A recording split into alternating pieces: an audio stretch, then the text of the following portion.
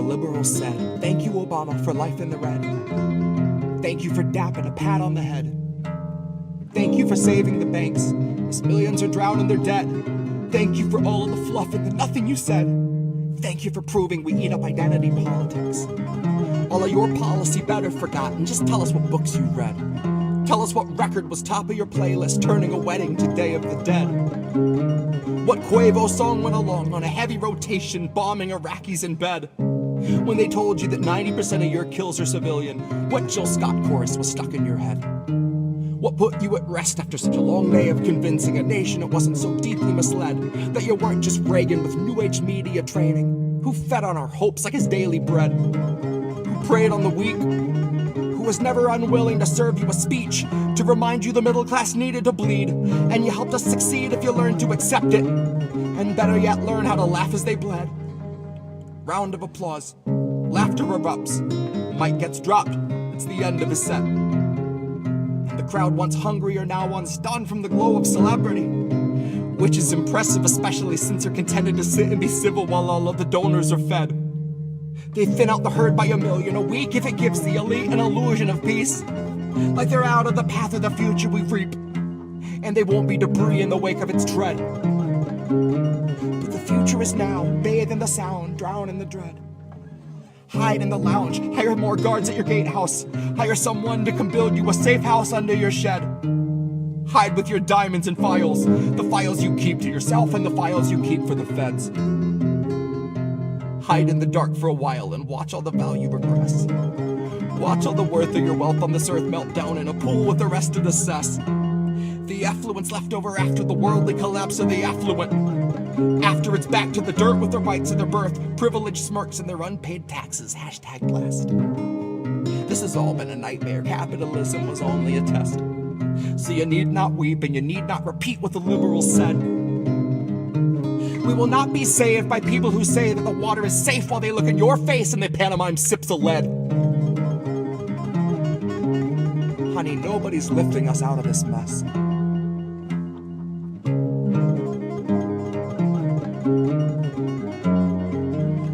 Honey, nobody's lifting us out of this mess.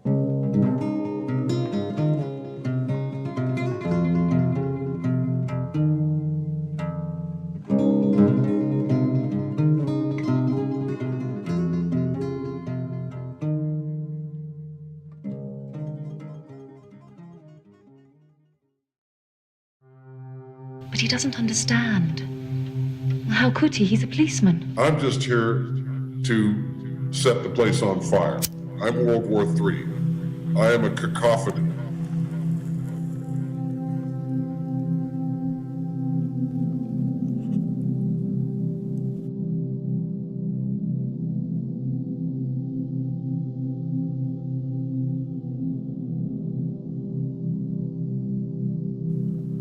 I bet they'll burn the record, because the truth would have them hung. And the record will reflect that there were thousands of tongues screaming, "Stop Cop City," at the top of their lungs, waiting for democracy that never comes. Now in war, you hear a chorus born of voices in defeat. In Georgia, there's a forest full of vibrant, healthy trees. And somewhere in a meeting room no camera ever sees, a council plans on bridging both extremes to build a city where no citizen will sleep, where every home's as vacant as the soul of every cop that walks its streets. They are empty, cold, and lifeless, like the heart of every officer patrolling on the beat, doling out the beat to all the homeless folks they meet. Another swine smiling while they wallow in your taxes, but they still insist their funding's incomplete. So we had better spend approximately double what we'd need to make the water safe in Flint so they can train somewhere in peace. Far removed from public view, disturbingly discreet. Somewhere they can breathe and learn the proper way to place a knee. Away from prying eyes and all those witnesses so quick to scream and start a hurried stream. I guess our heaps of billions wrenched away from education still can't supplement their needs. Well, that's breaking news to me. I was under the impression every city in this country was a playground for police. A space for them to train to be the worst that they could be, till they're free of any conscience when they meet us in the streets. I thought that they used Akron as the Stasi soft release and gave New York a budget big enough to fill the sea. I thought the training ground for the driveway drive-by existed at Los Angeles PD. And I think it might be far too late for us to see Atlanta's just a single seed, one they seek to plant in every space that's quiet, safe, and green. They want a grove in every city, one whose harvest picks us clean, and the fruit that forms like tumors on the branches it conceives will curdle every healthy humor should you trust enough to eat. So believe the morbid rumors you hear echo on the breeze, for the forest had its hands up and was calmly on its knees. And I bet they'll burn the record, for the record will concede that Tortuguita had their hands up when the fusillade released.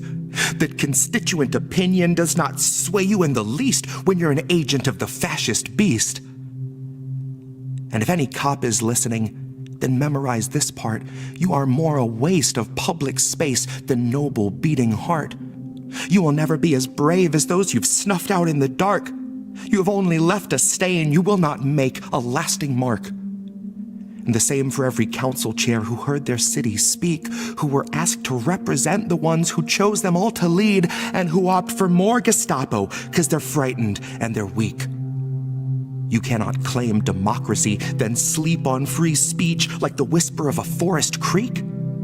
You cannot block dissent like it was all some awful dream, any more than you'd endeavor to remove the children's screams from a damning piece of evidence that we don't need police, and we would gladly trade them each for trees. So I bet they'll burn the record, that our kids will never know how they designed a fascist paradise and vowed to make it so, and death hung in the air one night to consecrate their land with the consummate oppressor's hand. And now, shining on a line, a medal waits for every man in a city where no human stands. It's just the guardians of capital, with killer's union drip, blood badge on their uniform and bravery on their hip. No humanity to speak of, no compassion on their lips. Just Atlanta under full eclipse. So I bet they'll burn the record, lest the truth would see them hung. For the record will reflect that there were thousands of tongues crying, "Stop Cop City," at the top of their lungs. But democracy would never come.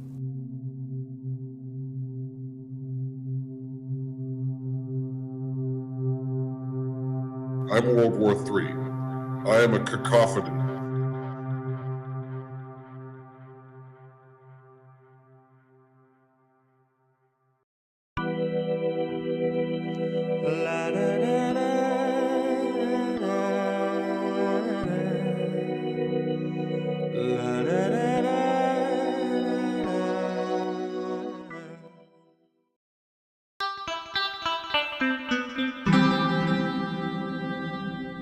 Who are these people? Who are these people? Hi, everybody. What's up? It's Indy. It's Tuesday night.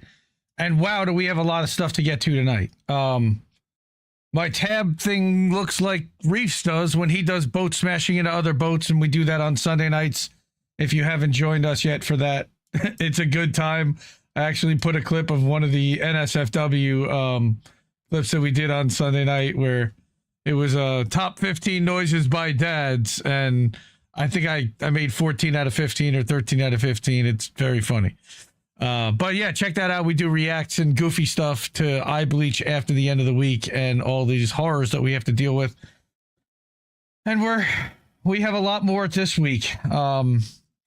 The fascism has been dialed up, but the authoritarianism and the technocracy is clamping down, is what I would call it. I see everybody is starting to make their way in. Yes, that is a lot. Yes, we do have, like, again, boats level tabs. Oh my God. And I have several to read through. So yeah, we're gonna be a while. Pull up a chair, get a drink. Fascism. Well, yes, but it's more than again, fascism is the merger of the corporate and the state. And this is literally what's happening here between Prospera and ICE being ramped up and people dying in ICE privately run facilities and Palantir surveillance powering the entire thing. You've got the merger of the state and the commercial. So yeah, necrotech. Well, that's one way to see it. Seven Side, welcome. Good to see you over on Substack. We are live over on Substack as well at IndieMediaToday.com. That's where I publish 7 days a week, or I try to, at least 6 days a week, try to be 7. And that's all the clips from this show as individual segments that you can download, share, and they're their own podcasts. We do live stream alerts for this show. We do original articles for this show. We put out weekly updates for INN and share that from the Indie News Network Substack newsletter. Oof, there's a lot going on again. So 3 things are going on, and they're all kind of interlinked, which is, again, not a surprise because all this stuff is tied together, and we've been covering how it's been tied together for years. But we're talking about what happened in Minnesota and in Minneapolis specifically with Renee Nicole Good, who was murdered by an ICE agent, and the cover up and the narratives and the fighting and everything that's happened since then. That's the first part. We're also going to talk about the escalation that ICE has clearly done, not just in Minnesota, but nationwide. And I've got a bunch of different examples. We're going to also talk about why I think that's happening. I think part of it is that they want to scare the crap out of us, and they want us sharing this and talking about this and being afraid. But it's not just about sharing it. It's about figuring out, what do we do now? And how do we respond to this? And I've got some answers on that. And of course, like every week, we've got Fuck Israel. We're going to start with Fuck Israel tonight. We're going to get there. Before we do that, Spiros, thank you so much. An annual subscription over at IndieMediaToday.com. Again, Michael, my friend Michael from Ginsburg from Actionable Truth and Actions, he's really pushing people, saying, look, if you really support going on your own, don't allow for subscriptions over at Substack, over at their platforms. Don't allow them to participate in your monetization. And I really appreciate any ways that people want to support. I really do. But I certainly do prefer if you go through some of these other tools like Cash App, $ Indie News Network, or ko-fi.com/Indie News Network, where we pay a lot less in fees. And most importantly, the hedge funds that run Substack don't necessarily get a piece. PayPal.me/Indie News Network. The PayPal Mafia gets their hands on it. Andreessen Horowitz doesn't, I don't believe. Patreon.com/Indie News Network. That goes right to our bank. So there's a direct relationship there. And then you've got IndieNewsNow.com. That's our relationship. That's our website. We actually have a Stripe link there. That's how we monetize from our own website. They don't double dip, at least. I don't have to pay 10% to Substack if you go there and you support directly over there. So there are ways to do that, to work around the platforms. Any way you want to do that, really, we appreciate it. If you're unable to, we totally understand. Times are really tough right now. Totally get that. Share. Tell people about this. Share the links to your social media. Most importantly, we're suppressed to all hell. Make clips if you can. Share short things that you think are funny or are meaningful to people that you think people would actually get something out of. So thank you for doing all of that. Really, it really helps, and it makes all the difference, because that's how we find new people. That's how we grow the subscriber base and the supporter base, and we need to do that. All right. So we're gonna start, like I said, with one of the classic segments, which is Fuck Israel. Now, I can't really play the music here, though I would love to. Who are these people? Oh, I've got a who are these people? Wait, what happened? Marvel Rivals. What? Is this an ad? That's not what I had here. Hey, wait a minute. Stop. This is what's going on here. Did they replace the video? They did. What the hell's going on with Instagram? Okay. This was supposed to be me dancing into Fuck Israel like I do every day, but that's not what this is. This is a Carrie Wedler video. I have no idea what's happening here and why we're being served this video. That's really strange. That other one must have been taken. That happened to us last week too. This is the document that I put together for tonight's stream. Really strange. I have no idea what happened there. Okay. So I guess we're going to move right on to anti-war. That was going to be fun. A little bit of fun. Fuck Israel stuff. But it had the Bob Villain song, the Death to the IDF song playing in the background. So either copyright stuff or, just because they'll call it hate speech and flag us for whatever. But this is an article from Kyle Anzalone over at Anti-War.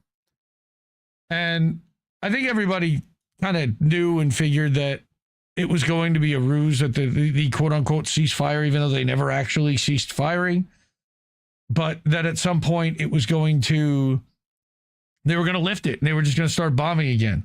After they've now taken more than 50% of Gaza and shrunk it with that yellow line, and they've said that they're going to kill anybody who crosses that yellow line.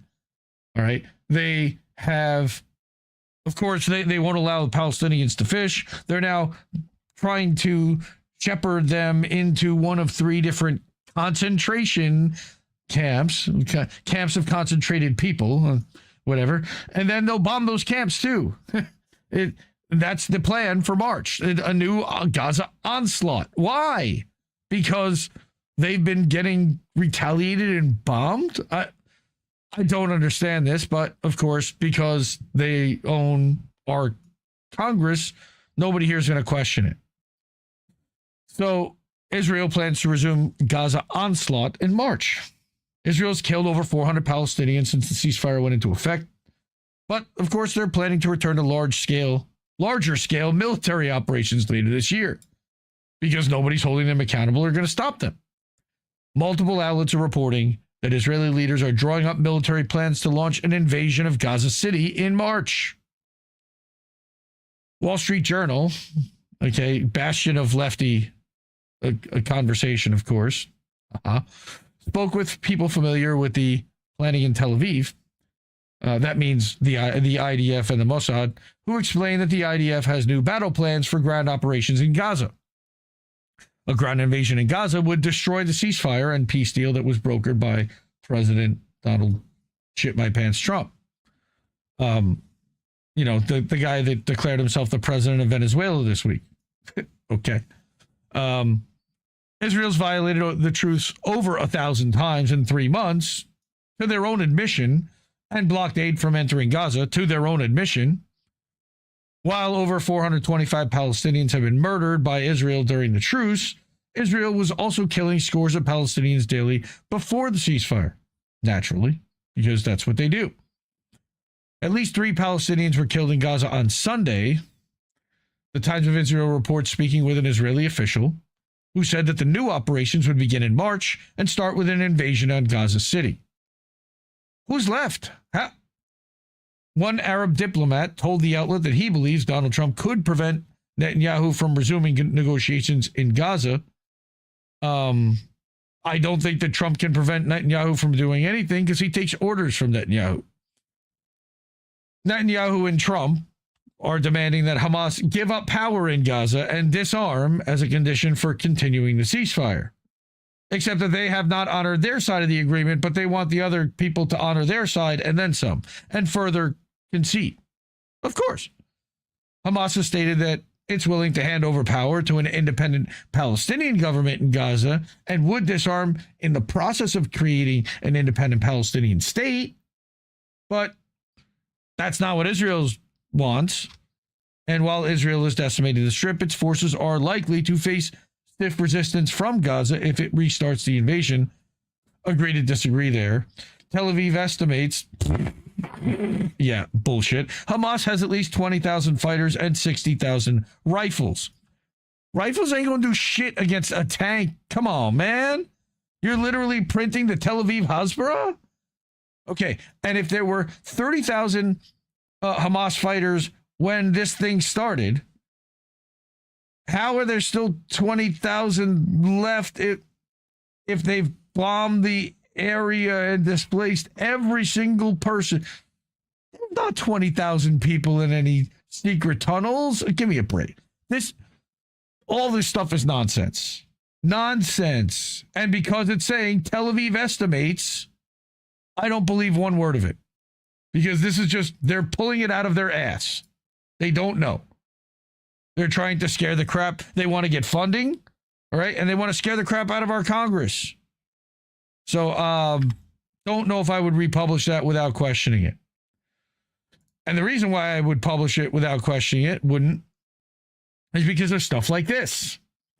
Now, this is from another aggregator of content about Palestine called Palestine Will Be Free.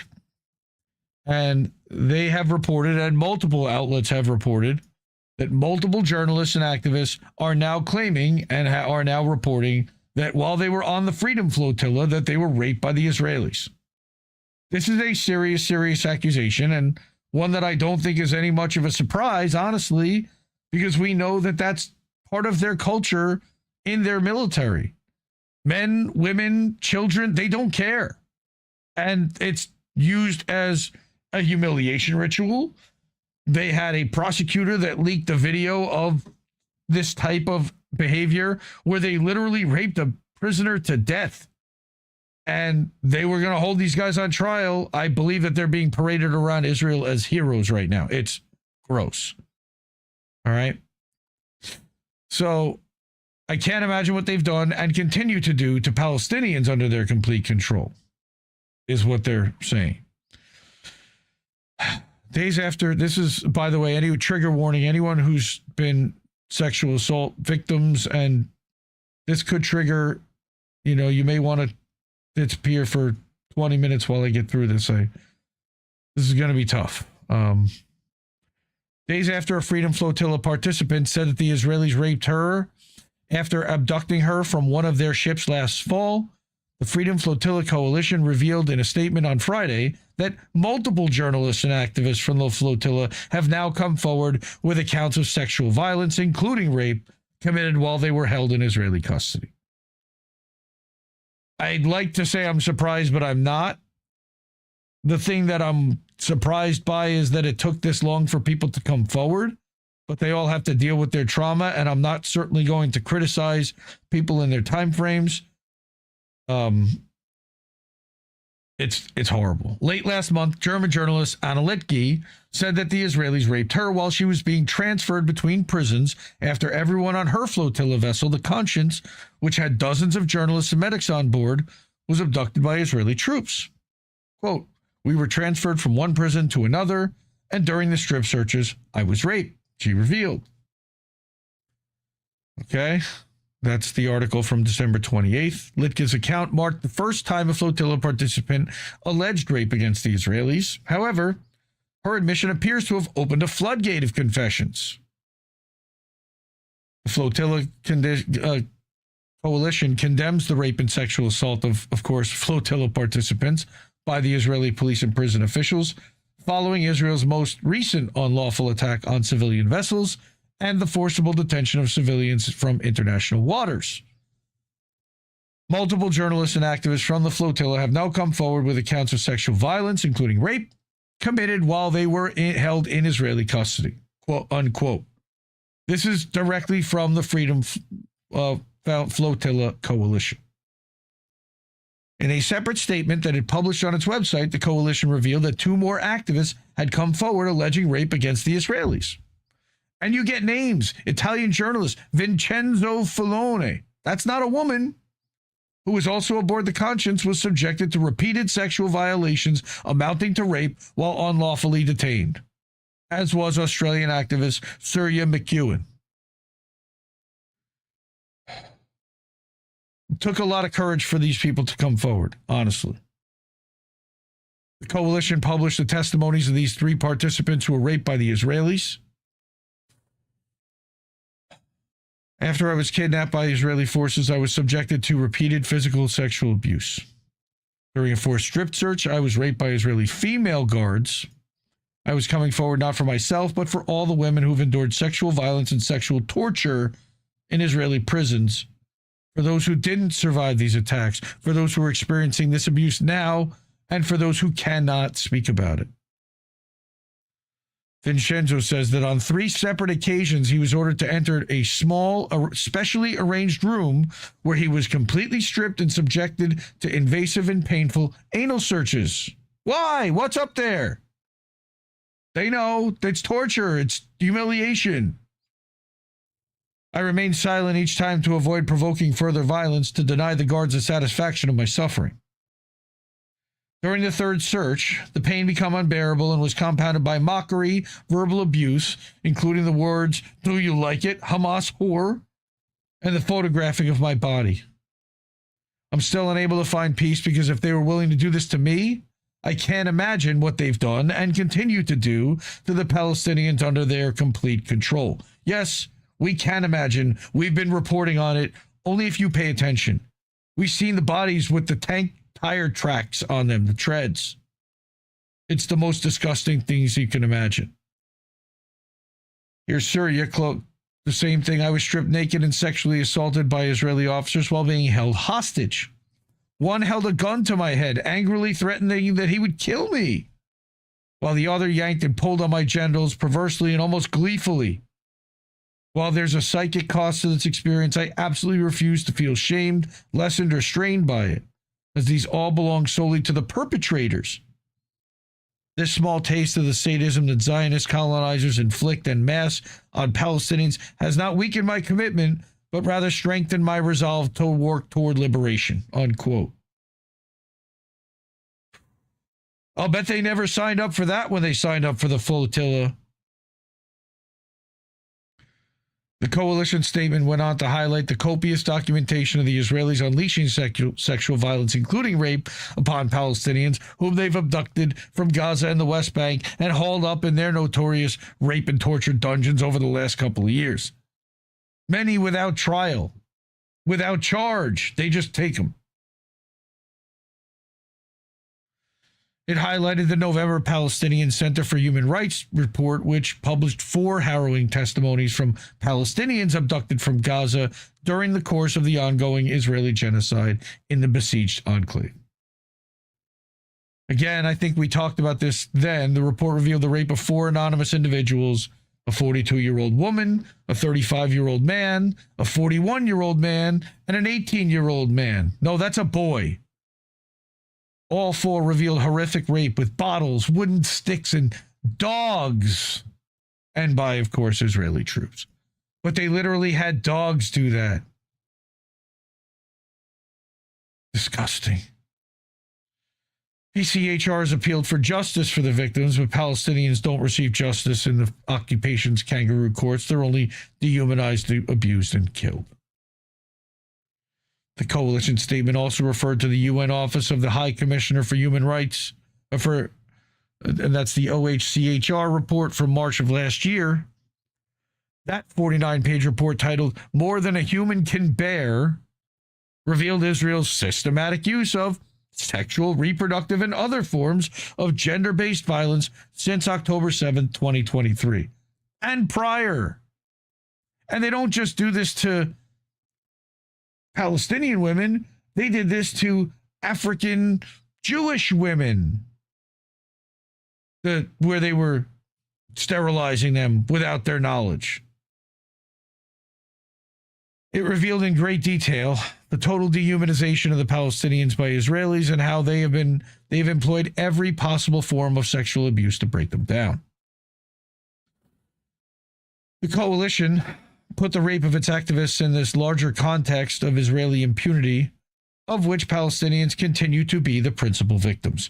This is not, again, yes, the horrific assault on flotilla volunteers must be understood in the broader context of an entrenched system of violence in which Israeli soldiers, police, and prison guards have long operated with impunity. And now that's coming here, and we're going to get to that.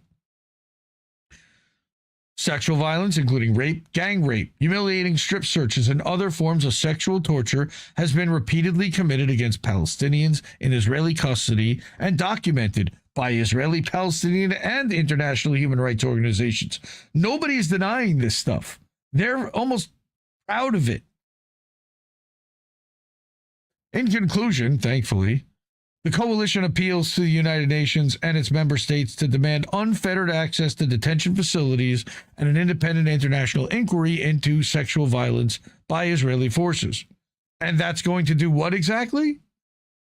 It also asked the International Criminal Court to urgently investigate all allegations of sexual violence and torture in Israeli detention. Again, that's going to do what exactly?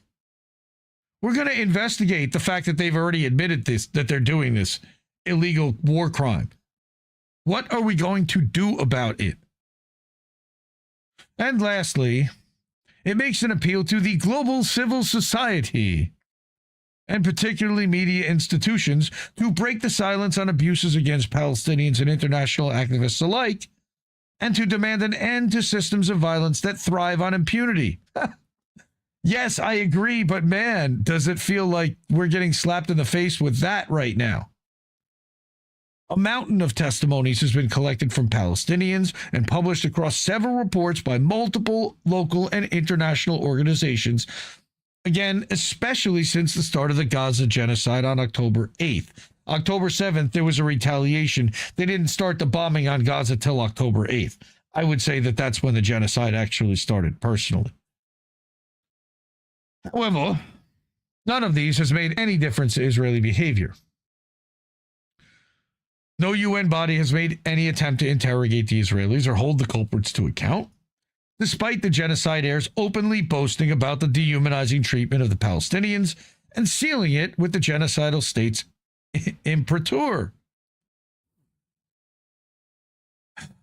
Moreover, a vast majority of Israelis have shown their full support for raping Palestinians. When a group of Israeli soldiers were taken in for questioning for violently raping a Palestinian, an act caught on camera, Israelis rioted to get the rapists released. For several days afterwards, they went to protests across Israel to assert their right to rape Palestinians. A staggering 65% of Israeli Jews supported gang raping Palestinians, which again, disgusting. In the 2 weeks since Litka revealed her rape at the hands of the Israelis, the German state, which of course has enthusiastically participated in the Israeli barbarism in Gaza, with money, weapons, and diplomatic support, as well as silencing and arresting the people that are speaking out against it, has not so much as made a statement in her support or asked the Israelis to carry out even a perfunctory inquiry into her claims. Because they would say that she risked, that she took her own risk into her own hands when she got on that boat. Because they're disgusting scumbags. And they're owned. And Israel probably has, kind of compromising material on all of them through their phones. They have everybody. In the time since Fallon and McEwen's statements were published by the FFC, their governments in Italy and Australia, which have also been in on the Israeli genocide, have been also silent. What a surprise. While the Palestinians have had no recourse to justice, neither in the occupation's kangaroo courts nor in the international forums, the last 27 months, in particular, have made it abundantly clear that even Western citizens standing for justice for Palestinians will face the same fate as the Palestinians themselves. Okay? And support, again, independent journalist and independent aggregator Palestine Will Be Free that published that statement from the Freedom Flotilla and summarized what was happening. Fuck Israel. Now, we can't ever forget, it's been more than a year.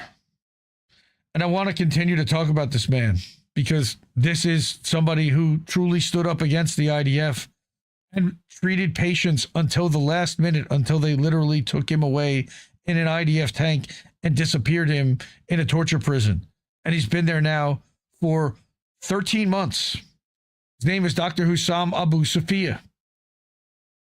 And Mondoweiss did an article about him this week. Israel's detained him without charges for over a year. Why has the New York Times refused to cover his case? That's Dr. Abu Safia. All right, the iconic photo that went viral of him walking through the rubble in Gaza to be detained by Israeli forces. Today he's being held without charges, but you wouldn't know it from reading the New York Times. And this again, Eva Bartlett, Indie Media Award honoree, friend of the network, is knows Dr. Hussam Abu Safia. She's incredibly, this is really personal for her. 1 year ago, an iconic photograph from Gaza went viral worldwide. It showed a man in a white physician's coat walking unarmed through a destroyed landscape of rubble toward 2 Israeli army tanks. That man was Dr. Hussam Abu Safia, a pediatrician who was the director of the Kamal Adwan Hospital in northern Gaza. He was walking toward his arrest. A year later, Dr. Abu Safia is still in an Israeli prison. He has not been officially charged with anything. His lawyer says he's lost a third of his body weight and suffers from heart problems. There's him in the alleyway walking toward the tanks. There's actually video of him getting in the tank. There have been global campaigns for Dr. Abu Safia's release. The head of the WHO also issued an appeal. Amnesty International, which declines to represent prisoners who've used or advocated violence, waged a special campaign for him. Colleagues in the medical and public health fields have also demanded his freedom. I remember a viral video started by Dr. Yipang Ji in Toronto, and we covered that a year ago on this show for the viral campaign to get him freed. But not a single word about this remarkable man's appeared in the New York Times since January 7th, 2025, when the paper published an article that did report on his arrest, but included in the very first sentence an unproven Israeli charge that militant groups had used that hospital as a command center.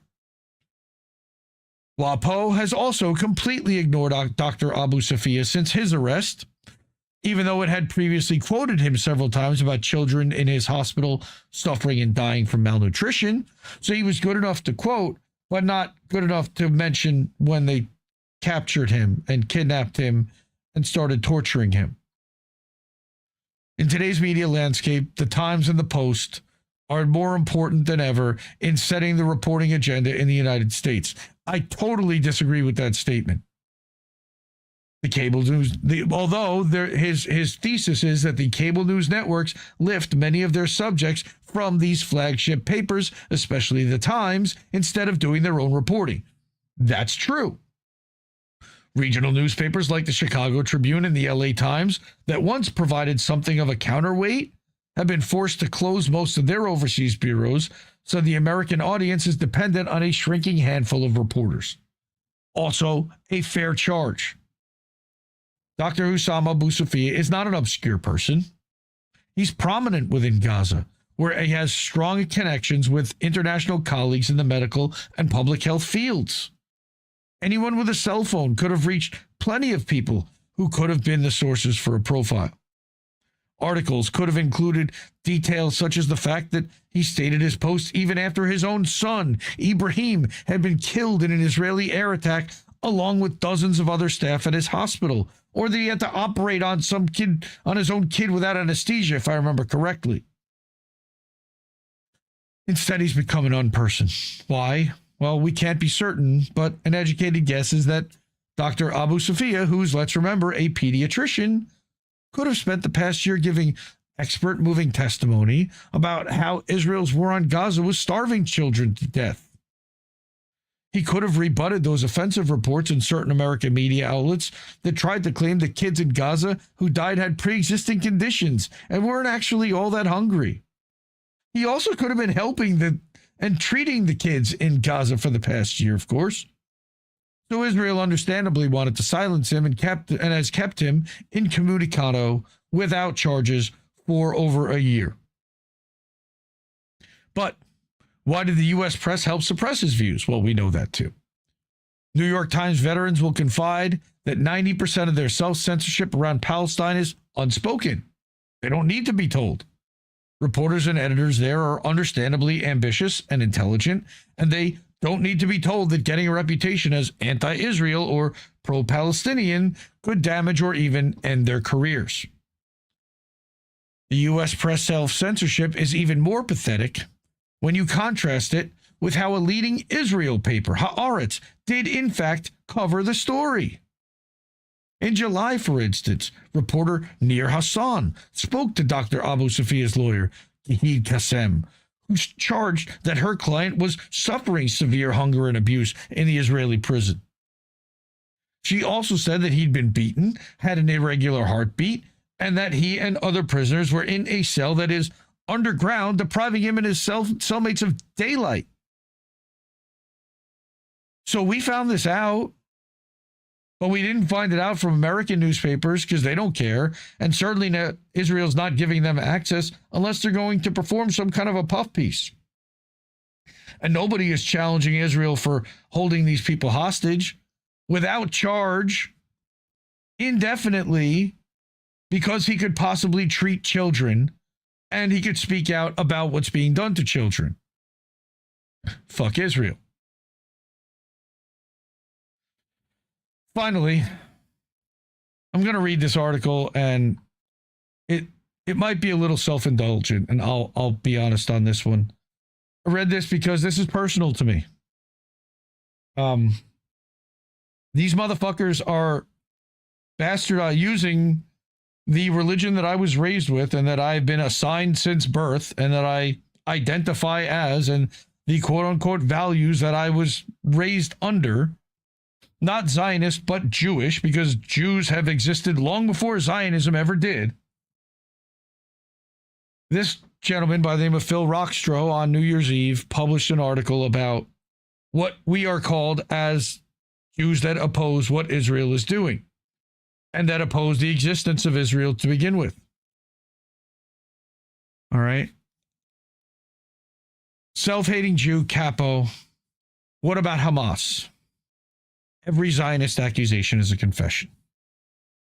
There is no both sides in genocide. Zionists have attempted to teach me the following. One, because I'm Jewish, all Palestinians clamor and scheme to have me erased from the earth. And two, there is no such entity as the Palestinian people, which are both insane. Damn convenient. The people you're perpetrating a genocide upon don't exist.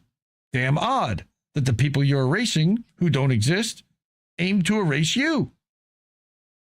I've been instructed, because I understand the reason for Palestinian resistance, that I am a capo, defined as a Jew who gained privileges by their cooperation with their oppressors within Nazi concentration camps.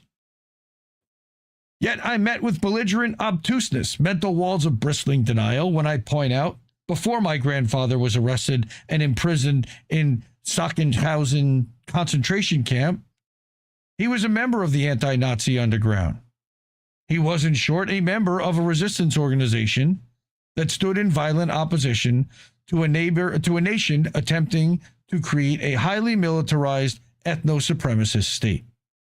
Yet whenever I aver, Israel is exactly that Zionist apologist snarl, I'm a capo. Okay? That's exactly what they are. Think this through. If my grandfather and his fellow Jewish prisoners had managed to stage an uprising against their Nazi prison keepers and an attendant prison breakout, including their resistance spilling out into the streets of Berlin, without a doubt, history would have regarded them as heroes. Yet, as history as related by Third Reich Nazis, if Germany had emerged victorious in the end, would have labeled them as October 7th type of rampaging terrorists. Therefore, in memory of my grandfather, I stand in solidarity with the besieged, living in constant terror, Palestinian people, and their acts of resistance against their ethno-supremacist oppressors. The latter, the actual betrayers of Jewish resistance against the state-sanctioned hate. That's his grandfather. Regarding the but Hamas, my late father, orphaned as an infant, adopted by a Jewish mother from the Lower East Side in New York, and a Gentile father, a New Orleans denizen via Staten Island, snapped the iconic photograph below on the streets of Birmingham, Alabama. He sold the photograph for purpose of keeping a roof over our family's head to his photojournalism syndicate, and the image was subsequently published on the front page of the New York Times and the pages of Life magazine. That was pretty big at the time. When people demand why I, as a Jewish person, I'm repelled by Zionism, I offered in reply variations of one, my mother is a survivor of the Holocaust. Two, growing up as I did in Jim Crow-ruled Birmingham, Alabama, upon my first visit to Israel, I detected a pronounced and ruling bigotry-rancid mindset of the Zionist citizenry that was an analog to the mindset of the Third Reich Germans and Jim Crow-era U.S. Southerners, complete with all the noxious casuistry and soul-defying psychological projections to which individuals in possession of majority status privilege in ethno-supremacist societies are prone. My family was scorned as N-word lovers by Jim Crow clinging Alabamians as I'm slandered as a capo or a capo by Zionist true believers. True lunatics is what they are. True fundamentalists is what they are. When I was a child, walking the streets of Birmingham with my mother, according to Jim Crow law, black men were obliged, under threat of arrest, to cross the street when in the path of an approaching white woman. As is the case with present-day Zionists, the mindset evinces a pathological fear within the head of the oppressor in regard to the oppressed. As is the case with its fear-based and brutal analog in the Zionist state, the mindset is a progenitor of all manner of societal pathology, from casual cruelty to genocidal impulses. Thus, when Zionists accuse me and other anti-Zionist Jews of tribe-betraying treachery, thus enabling of Israel's savage, blood-crazed mortal enemies, the following truism comes to mind in regard to Zionist apologists and every other authoritarian bigoted brutes. Every accusation is a confession. We said that before on this show. To wit, every accusation regarding the crimes against humanity committed by Hamas, the Israeli thugocracy has exceeded 10,000-fold. Again, I just reported on that in the story before. Moreover, opinion polls of the Israeli citizenry reveal that they're in full support of the worst of the uniformed thugs of the IDF's war crimes, including the wholesale and planned starvation of Gaza's children. When Jews such as myself regard with mortification and condemn in the strongest term the conflation of Judaism and Zionism, the abominations perpetrated by the latter group are the type of unforgivable actions that we dread will be associated in a broad, indiscriminate manner with us, the primary group. They don't represent me, but I'm not going to let them take what is mine for themselves. All war crimes should not only be regarded as reprehensible, but there is also a minefield of false equivalence stretching between Palestinian resistance and Zionist war criminality, between Palestinian struggle for survival and Israel's attempt to erase not only their presence from the land of their ancestors, but their history as a viable people from collective memory. Hence, an inadvertent confession of genocidal intent. It's why they're wiping out all the museums and everything historical and all their record books and all their medical records, everything. Then there's this, before you gibber, but Hamas too.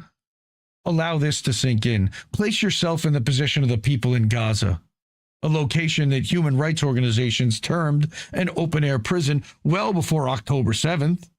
The prison breakout, which is the accurate way to describe October 7th. Considering the evils that have been perpetrated on Gazans, I don't like that term, on Palestinians by the Zionist regime, those kinds of condemnations should be regarded as facile and feckless declarations and utterances of casuistry. Then there's this to consider. The history of the West reveals acts of suppression inflicted on powerless people abroad will engender a chickens coming home to roost effect, i.e. the principle of perpetual poultry returns. State-perpetrated repression and violence in foreign policy traveled homeward. Did anything happen this week that would indicate that that's in motion already or already here? In the U.S., to greater and greater degrees, speech is censored, ICE thuggery reigns, religious zealotry acts in the service of mercenary agendas, and there seeds on the highest seat of power a within the threshold of Alzheimer's president, allegedly, surrounded by lick-spittle tools and manic fools, who's an ambulatory caricature of a preening dictator. The dismal and deranged criteria dovetails and cross-pollinates with Western acceptance and enabling of Israel's brutal and endless oppression of the Palestinian people. As noted above, every accusation aimed at the resistors of tyranny is in fact an admission of intent. Here's the children's campaign assaulted with water cannons, police water cannons in the Jim Crow South. Again, this is the photo by his father that was published in Life magazine and in the New York Times. Iconic. The notion of Jews returning to the quote-unquote promised land is mythos created by Bronze Age barbarians. My Ashkenazi Jewish DNA reports that my ancestral home is as follows: Germany, France, Spain, Greece, and Albania, with 4% coming from northern Iran, Iraq, etc., i.e. ancient Persia, the sum total of nada from Israel. In contrast, the DNA of Palestinians reveals, wait for it, that they're the true descendants of the biblical era Jews. They possess the right to return, not my pasty narrow ass. Yet European settler colonialists, my relatives, expelled them from their rightful homeland and forced Palestinians and Israel's neighbors to live on their knees in perpetual supplication for the sins of Europe. The fantasy turned into waking nightmare of the returning to the promised land is, as noted above, the noxious mythology of Bronze Age barbarians. The mythos is noxious indeed. Quote, when any system lapses into extremis, a physical version of the second law of thermodynamics kicks in, negative entropy is in play, and collapse becomes inevitable. As is the case with Zionists, the Nazis swooned in false mythos. To wit, they believed the reign of the Third Reich would herald the rebirth of the Teutonic Knights, thus would bring about a German Golden Age. The 1,000-year Reich lasted all of 12 years. Extremists have a pronounced proclivity to set in motion their own demise. As with the civil rights era campaigns in the U.S. Deep South, the hateful, casually racist, and cruel nature of Jim Crow apologists, as is the case with Israelis and their unhinged apologists, infesting social media. Do you hear me? Eve Fartlow and Laura Loomer, and their attendant serial posting of vile and vicious content reveals the ugly, bullying character of the genocidal prone nation. Thus is proving to be self-undermining. The graphic below, despite the relentless torrent of Zionist propaganda retailed on legacy media outlets, reveals the soul-defying actions of a nation of bullies, if not homicidal maniacs.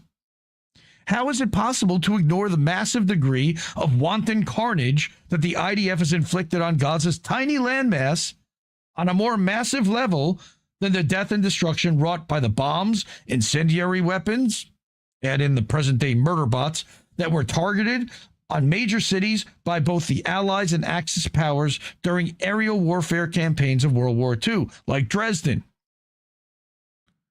That's the graphic. That's like Palestinian blood. You might as well drench that in Palestinian blood. Every red dot represents an Israeli bomb that's hit Gaza in the last 2 years. Look at that. With all, the world has witnessed a war crime of the collective punishment crime, okay, among many, that has surpassed any in the modern era. Yet the major powers of the West have not only remained silent, but provided Zionist war criminals with the weaponry and finances to perpetuate mass murder. When a nation's foundational mythos is, because Jews were victims of a campaign of annihilation, now that's the Jews are actually members of a broad and varied religious group, by a European power, we, Zionists, a political movement that engendered the establishment of a nation state, have been granted carte blanche to eliminate anyone, any group, or nation that we insist is a threat. Is it inane to ask whether I sympathize with Hamas? The question should be, are you in simpatico with your own humanity? Like, this is what's going on. Am I a self-hating Jew for my lack of simpatico with these kippah bedecked jerkopaths? Like,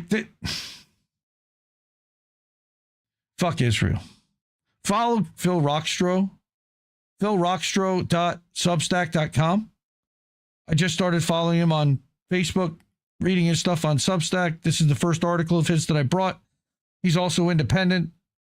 And this is his own experience, his own take, his own personal feelings. So I appreciate that. I don't see enough anti-Zionist Jews that are writing about this stuff and how we're dealing with this and how we're dealing with our own communities. So, all right. And that is the end of the Fuck Israel segment for now. Woohoo! All right. Yeah, how does humanity collectively fuck with their own heads this way over and over again? I wish I could figure it out. Honestly, Natalie, it's beyond disheartening that this is tolerated and encouraged and funded and et cetera, et cetera. It's madness. So frustrating. And I continue to fight people within my own community and try to wake people up about this. Part of it is doing this and documenting it so that when they say, no, this isn't this, I have an entire library of fuck Israel stuff to send them. Because this stuff is all over if you decide to look for it, but it's buried in the publications and in the outlets and in the journalists that they consider to be legitimate, credible, and that they follow and read. We have to provide them with this alternative way to find this. That's why we do this. So support independent media, because certainly, again, the New York Times, Washington Post, they're not covering the stories of the flotilla members that claim that they were raped by Israel. The ways to do that and the ways to support our endeavor here are to Cash App $Indie News Network. That comes right to us. co-fi.com/Indie News Network. That'll pop something up on screen. I saw somebody did that earlier. Thank you so much for that. Okay, then we also have paypal.me/Indie News Network and patreon.com/Indie News Network, where we have some monthly subscribers over there. And then our website, and the name of this show is IndieNewsNow.com.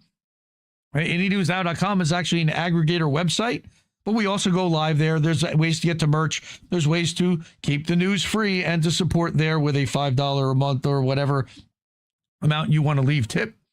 Okay, and then we have Substacks over at IndieMediaToday.com, where we're live right now, and also at INNNewsletter.com, where I publish stuff over for the network that I am a co-founder of and participate in with Angel Rivera, who's in chat, and Reef and Colin, who are preparing for tomorrow night's INN News, and Jesse Jett, who we do American Tradition with, and Snow Himbo, who we're going to do Nobody Wants to Work Anymore with, I think this Thursday, and then The Dissident, who's been publishing up a storm, 2 to 3 articles a day at the307.substack.com. Check everybody out, really. Jacqueline Conway joined. Oh, that's awesome. I'm a big fan of Jacqueline Conway. But yeah, these amazing people have already supported our network. And thank you to Spiros this week for an annual subscription to IndieMediaToday.com, as well as Lady Alex M has stepped up big. Really appreciate that. Totally understand. Everyone who can give whatever they can. If you can't, please tell people about the show and share the show. Share the show. Share the fucking show. As my buddy Ryan put up a sound bit from Alex Jones that did that. Okay. That's only one small portion of what I had to get to tonight. So I hope you're buckled up, because we're going to get to some more tough stuff. And we're going to start with what happened in Minneapolis this week. And yeah, you know, we've been warning about ICE stuff. Reverend Joe Blank, good to see you. How are you, sir? Thank you. We've been talking about ICE and the ramp up and escalation of ICE throughout the entire 2025 and into 2026 already. starting with the abduction of Mahmoud Khalil and Ramesia Öztürk off the street, kidnapping them out of their houses and taking them to detention facilities and locking them up for months on end without telling anyone where they were, shuffling them from facility to facility, not letting them see their lawyers, doing all kinds of stuff, and then building Alligator Alcatraz and calling that a holding processing facility, so they didn't actually have to have permanent stuff there, and trying to get around every rule in the book.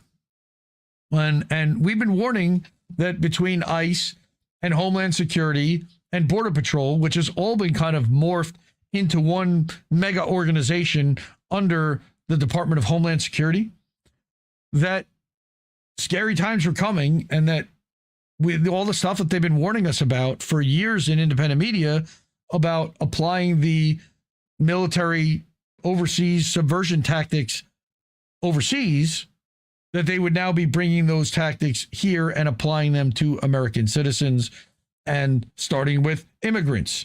And that's what they did, is they targeted students who were here who may have been pro-Palestine and anti-Israel, because they were targeted by Israel, who accelerated this entire thing. And it has now come to a head once again with an ICE agent literally murdering an American citizen in their car for what they considered to be obstruction of justice, which is nonsense. Yes, correct. Whatever they do over there, they will eventually do over here. For the most part, that is absolutely true, sadly. And I wish more people would actually kind of wake up to that. All right. And it's not just a Trump thing. This is a Zio-fascist DC thing. I totally agree. This goes much bigger than Trump, because Israel owns both sides. Israel buys off both sides. And there's a lot more than just Trump and the Trump administration that's making this happen. He's put people at the tops of every agency that will carry out what we're talking about here. But that's them that's actually doing that, not him. So, what happened? Murder on the streets of Minnesota. And Kay Pritzker, who was with Breakthrough News and now is over at the Gray Zone, did a frame-by-frame breakdown for 21 seconds of the shooting. So I'm going to go through it quick, and you're going to see it. I'm sorry for those who have, are struggle, or, it's blacked out for you on Rumble. That's weird. I don't know why, Greg. I'm sorry. It's not. Oh, sorry. Wrong thing. Distracted. Okay. Waves on the first car. So you can see already that she's waving a car around and that she's not stopping a car from going by. And I believe that is an ICE vehicle. So she's not really stopping them. Now the killer is here. That is her wife. She's lesbian. She's married. Okay. She turns this way. The agents get out of the car and they scream at her, "Get out of here, get out of here." All right. She says to them that I'm not I'm not mad at you. And she's smiling at them. She then cuts her wheel to the right. And then the officer fires at her 3 times. Shoots 3 times. So, before we get to that, I wanted to bring from the Marshall Project an article that indicated that before the ICE shooting, immigration agents had repeatedly used deadly force. That the killing of a Minneapolis woman is only the latest by ICE and Border Patrol officers in recent months. Others have been wounded or threatened with guns. So when an ICE agent shot and killed 37-year-old Renee Nicole Good in Minneapolis on Wednesday, it was not the first time that federal officers have killed civilians since the Trump admin launched its aggressive immigration enforcement campaign. Federal officers have fatally shot at least 3 other people in the last 5 months, according to the news reports reviewed by the Marshall Project. And that's just the ones that we know about. In September, Silverio Villegas Gonzalez, a father originally from Mexico who worked as a cook, was killed while reportedly trying to flee from officers in the Chicago suburb. In December, a Border Patrol agent killed a 31-year-old Mexican citizen while trying to detain him in Rio Grande City, Texas. And on New Year's Eve, and I have this one in the next thing, an off-duty ICE agent used his service weapon to shoot a man in Los Angeles, California, according to CBS News. Authorities said that the man had raised a rifle at the officer, but of course we have no footage or proof of any of that. Agents have also shot other people. The Trace, which is a non-profit news organization that covers gun violence, has counted more than a dozen such shootings. In some cases, the victims survived, including a woman who suffered multiple bullet wounds at an incident in Chicago in October. The Border Patrol officer who shot her appeared to brag about it in a text message later presented in court evidence. The message reportedly read, "I fired 5 rounds and she had 7 holes. Put that in your book, boys." The shooting happened as part of Operation Midway Blitz, an immigration enforcement campaign in which federal agents fanned across Chicago, similar to what they're doing in Minneapolis now. The administration has also conducted large-scale blitzes in LA, Portland, New Orleans, and I believe in Charlotte, North Carolina as well. According to the New York Times, in the last 4 months, federal officers have fired on at least 9 people that we know about while they were in their vehicles like good. And it's illegal for them to do that, by the way. It's against their rules, Justice Department policy. In those cases, authorities said the drivers were attempting to use the vehicles to strike an officer. Again, it says specifically they're not allowed to shoot at the cars in self-defense.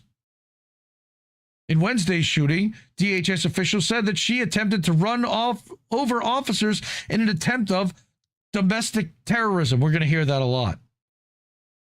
Minneapolis' Mayor Jacob Frey, who they're now grooming to become some national celebrity, and Minnesota Governor Tim Walz, who's on his way out, quickly disputed the federal description of the incident after they said they had viewed a video of the shooting. It then also polarized the entire country. Half of America was, all the right-wingers were happy or encouraging of this, even though it was a violation of civil rights and civil liberties, because they claim, again, she was obstructing justice, even though ICE technically isn't even really the cops with the authority to do that. And she wasn't blocking them. As you can see, she was letting people go by. She was merely getting in their way and slowing them down so that her neighbors could run away and get away. That was the plan here. All right. A pregnant Illinois woman told Newsweek she thought her life was about to end when a federal agent pointed his gun through her car window after she honked her horn to alert people that ICE was nearby. In another incident in Chicago, a combat veteran alleged in a court filing that a federal officer yelled, "Bang, bang," and "You're dead, liberal," while pointing a handgun at him. I mean, this is who they've recruited. This is what they're trying to do. We should not be surprised by any of this. DHS has, of course, routinely defended this because back the blue, they back each other, and big blue wall of silence. After federal agents federally shot Gonzalez, the cook in Chicago, during a traffic stop, Homeland Security claimed that an officer was seriously injured. Really? How about that? Because Jen Budd said, expect them to say that the agent who killed is now in the hospital, even though he clearly was not injured. The agent always has to be the victim. That played right into that there. A lawyer for Miramar Martinez, the woman shot 5 times in Chicago, said that body cam video contradicts the government's account that she drove towards officers before they shot her, according to the Chicago Sun-Times. Assault charges against Martinez were dropped. Of course they were. A judge has ordered that video be withheld from public release. I can't imagine why. Why? Especially if it would exonerate the ICE agent. After reviewing a video of Wednesday's shooting in Minneapolis that he said seemed to contradict federal officials' accounts that the driver was attempting to run them over when they shot her, Walz posted on social media, "Don't believe this propaganda machine." Walz is useless at this point anyway. Total lame duck. Fuck that guy. But like I said, there was a link from Palestine to Minneapolis. ICE and Israel use the same playbook. And there was a tweet about this. Mondo Weiss from Indie Media Award honoree. ICE uses the same playbook as Israel. Shoot first, block the ambulances. That's another big thing, was that when there were doctors that tried to give care to Renee Good, the ICE agents stopped them from getting there. Then they call the victim a terrorist and that victim's wife. Renee Good bled out in her car for 15 minutes while federal agents stopped medics from reaching her. Exactly what Israeli soldiers did to 17-year-old Ahmad Rajabi in Hebron weeks earlier. And I believe that Reef and Colin are going to talk about this week about just how much Israel is involved in training ICE agents. So I'm going to leave that to them. Maybe that was last week.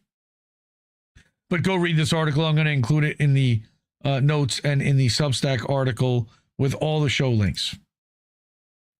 Then we've got Adam Cochran.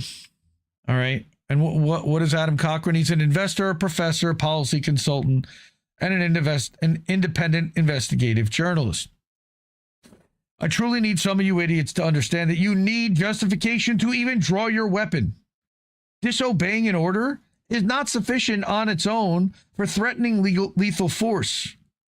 He switches his filming hand to free up his gun hand before anything happens. He then draws his weapon while she's reversing. She turns back around to see the gun in her face. If you believe that the car moving towards him was the threat that justified the shooting, why did he point a gun at her before that? All right, here's more footage from Alpha News, right, that claimed to exonerate this, but all right. Show me where the officer saw any reasonable threat. She's smiling. I'm not mad at you. He's filming. Why is he filming? Because DHS has told him to film. Why is he using his shooting hand? That's the thing. Jen Budd also over at Substack, jenbudd.substack.com. Here's where he then takes out his gun, boom, boom. And now her foot's on the accelerator. She could have hurt somebody then too, if you're really looking out for public safety. Of course, he's not. All right, 42 seconds is all it takes. The U.S. federal government really wants you to believe that this soccer mom with her lab in the car, whose last words were a calm, "That's fine, dude, I'm not mad at you," was a domestic terrorist. Beyond insanity. Through which window did he shoot her in the face? I think it was actually through the windshield, because I saw something where there's a picture of a bullet hole through the windshield, and then he shoots 2 more shots through the side window.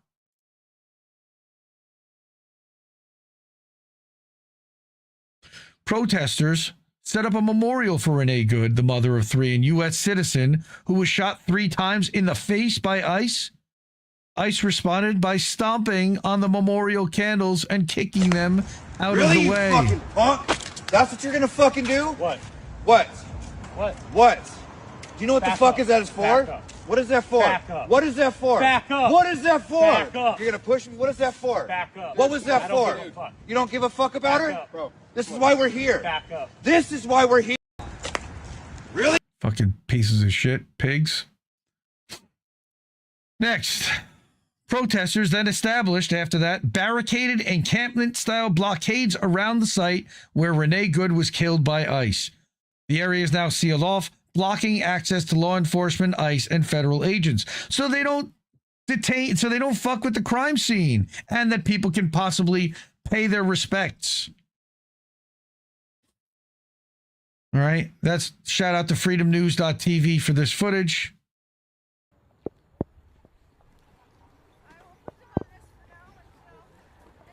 All right, there's people there protecting. And look, they're giving out food. This is a mutual aid thing.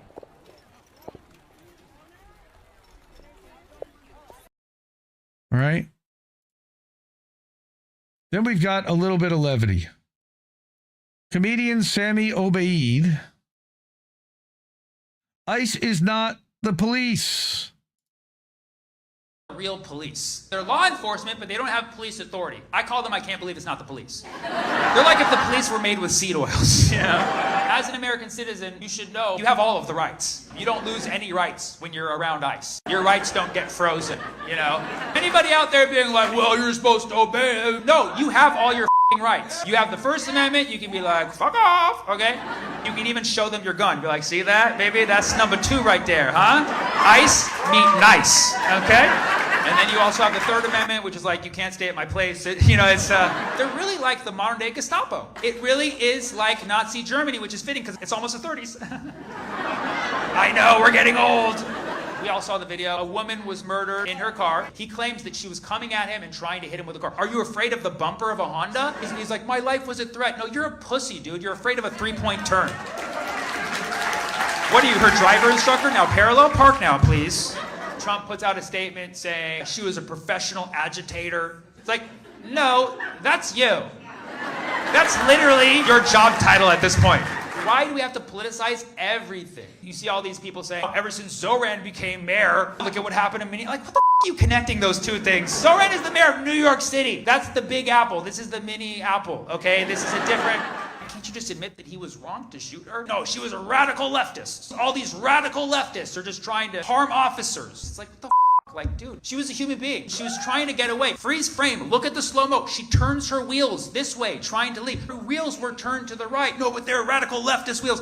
No, no, no. This was a white woman. And if that doesn't scare you, white women. That's like a lot of the country, okay? I never make white women jokes. There's always this white women joke. Oh, white women be out there calling people's managers. No, no. I love white women, and I will speak out for them and fight for them. When anything happens to a white woman, I be Karen, okay? Sorry, I really thought that would break the ice. Terrible. I be Karen. Come ICE on. is not the... Very good, Sammy OB. For a little bit of levity in between segments here. Yeah, fuck ICE, and fuck what they did to this lady. And a 6-year-old daughter is now without a mother, and it's a tragedy, and it did not have to happen. They don't have to be in American cities now, going door to door, breaking in people's doors, literally. It's disgraceful, and it's not obviously the place that we were raised in. It has been substantially changed. That place is obviously no longer exists. And it's like, okay, now how do we deal with what's going on here, and how do we fix all this? Because this is bad. And it's, again, I wish that what happened there were the only thing that happened that day even. But it didn't, okay? Because Border Patrol officers arrived at a Minneapolis high school while students were leaving and tackled, sprayed chemical irritants, and handcuffed parents and teachers. Public and high schools in Minneapolis were canceled classes for the rest of the week following the incident. So stay in school, kids. They want kids to stay in school. They want kids to get a good education. And then this is what they do to them while they're in school.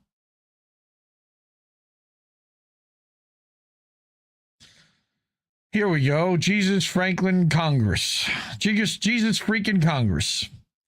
By far the most disturbing ICE video I've seen from Evanston, Illinois. An ICE agent points his gun at unarmed citizens twice. Then he goes around the SUV, drops to his knees, and presses his full weight onto a man's back. Moments later, that same man's head beaten into the pavement while the agent holds his head down. When they finally pull him up, his face is swollen, dazed, clearly concussed. And then they slam his head into the SUV and pin it there with their shoulder. You can't watch this and call it law enforcement. It's excessive force and criminal assault. Right. Here's the audio. You piece of shit! Get the fuck out of here! You piece of shit! Leave her alone! Let her go! Let her go! Let her go! Let her go!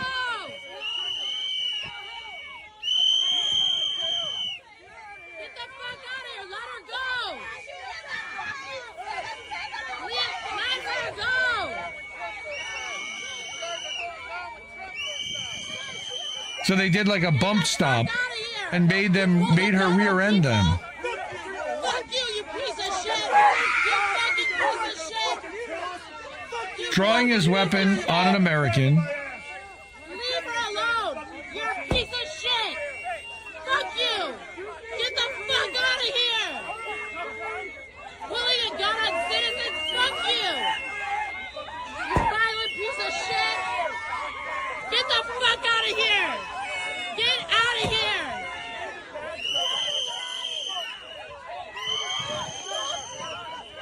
There's another one pulling a gun on people. Oh no, that's his phone. Sorry, he's holding up his phone and filming them, or is he threatening them with pepper spray?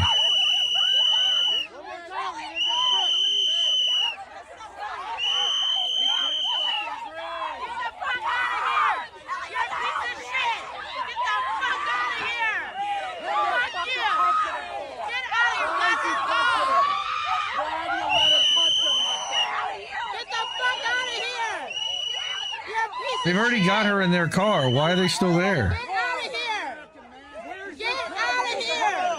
Oh, because they've got that guy on the ground. Let him go! Let him go! Let him go! Let him go! Let him go! Fucking assholes! The minute they find out he's not a citizen, they're obligated to let him go. Get the fuck out of here! Let them go! But what's happening is they're just doubling down. Let him go! Hey! He's fucking hurting him! Let him go! Let him go! Let him go! Let him go! Look at them, surrounding him with pepper spray. Get out of here! You're a piece of shit! Get out of here! Get the fuck out of here! Get out of here! You leave! You leave! You leave! You fucking leave, you asshole! Let him go! Let him go! Let him go! Get the fuck out of here! Get out of here! Get out of here! Jesus. Yeah, now they're slamming him against the car. Go! Let him go! You leave! You leave! You fucking leave! Get the fuck out of here! Well, that's nice. One thing that you could do potentially, but they'll bust you for it, is disable their vehicle so they can't get away with him and they can't take them away. They'll bring another vehicle likely, but that'll take time. Now, they talked about New Year's Eve, a black man being killed in Los Angeles. His name was Keith, I think Pookie Porter. Poofy or Pookie. All right. And not many people talked about this guy. An off-duty ICE agent who lived in the building confronted him and shot him because he shot celebratory gunshots in the air at midnight on New Year's Eve. Dead. Why? Ridiculous. But ICE continues to be out of control around the country. This one was especially egregious. All right. Now, I'm not even sure where this one was. All right. But then you've got the bootlickers. We have to arrest every domestic terrorist attacking and beating it. And look at these fucking bootlickers. This lady was literally sitting there. Step back! This is a clear escalation in case you haven't figured this out. These fucking thugs, which just got multi-billions of dollars of funding by the Trump administration, are ramping things up. Okay? They want people to retaliate. Here are photographs moments before this woman was calmly sitting on the ground. Now they have a rip. They're pulling her hair. They're grabbing her by her shirt. They're throwing her around. Why? She was sitting on the ground. But I wish I could stop there because I found too many of these to count. This one's pretty bad. ICE agents detain Violently, of course, a Virginia mom driving her daughter to school after she couldn't recall her social security number from memory, even after showing full legal documents. Which part of this looks like a professional force to you?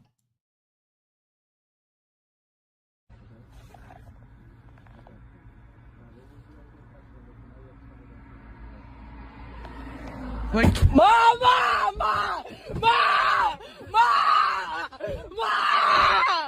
Ma! Ma! Ma! Ma! No! No! Ma! like, what the fuck? These fucking pigs. This is the one that really got me super upset. This is a 17-year-old American who works at Target, at his job, taken by ICE, despite him screaming that he's a citizen. 8 minutes later, as they're driving in the car, they confirmed that he was. They dumped him at a Walmart. Bystanders found him sobbing, bleeding, and claiming that they slammed me on the ground. Well, they sure did. Let's see that one here, because people need to see what these fuckers are doing.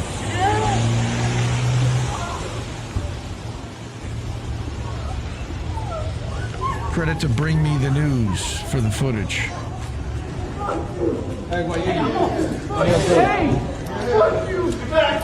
Again, they're not supposed to put their knees on people's heads and on their necks. They don't care. No, don't take my phone. Hey, they got my phone. Where is the paperwork for that? Where's the? They do it on Target. They do it on Target. Hey, don't. Stand up. Where are their points? Hey, Look at him, they just throw him around like a piece of meat. Look, his eyes are covered. Jonathan Aguilar Garcia. I'm literally a U.S. citizen. I'm literally a U.S. citizen. Get the fuck out of here, Ray. Why are you kidnapping a citizen? In there. Why are you? Why? Sir, give us your phone number. We'll call your family. Give us your phone number. At least Look at this guy. This bro. They're coming for you too. I hate to tell you, you fucking. What a piece of shit. Let him get out his passport. What's your name? What's your name? We'll find your family. Christian, what's your last name? What? Hey, get back there now. Give us what's the phone number we should call?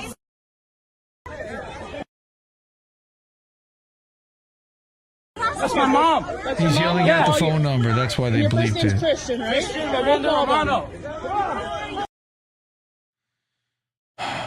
Yeah. Show your papers or go to a black site. Where does that remind us of?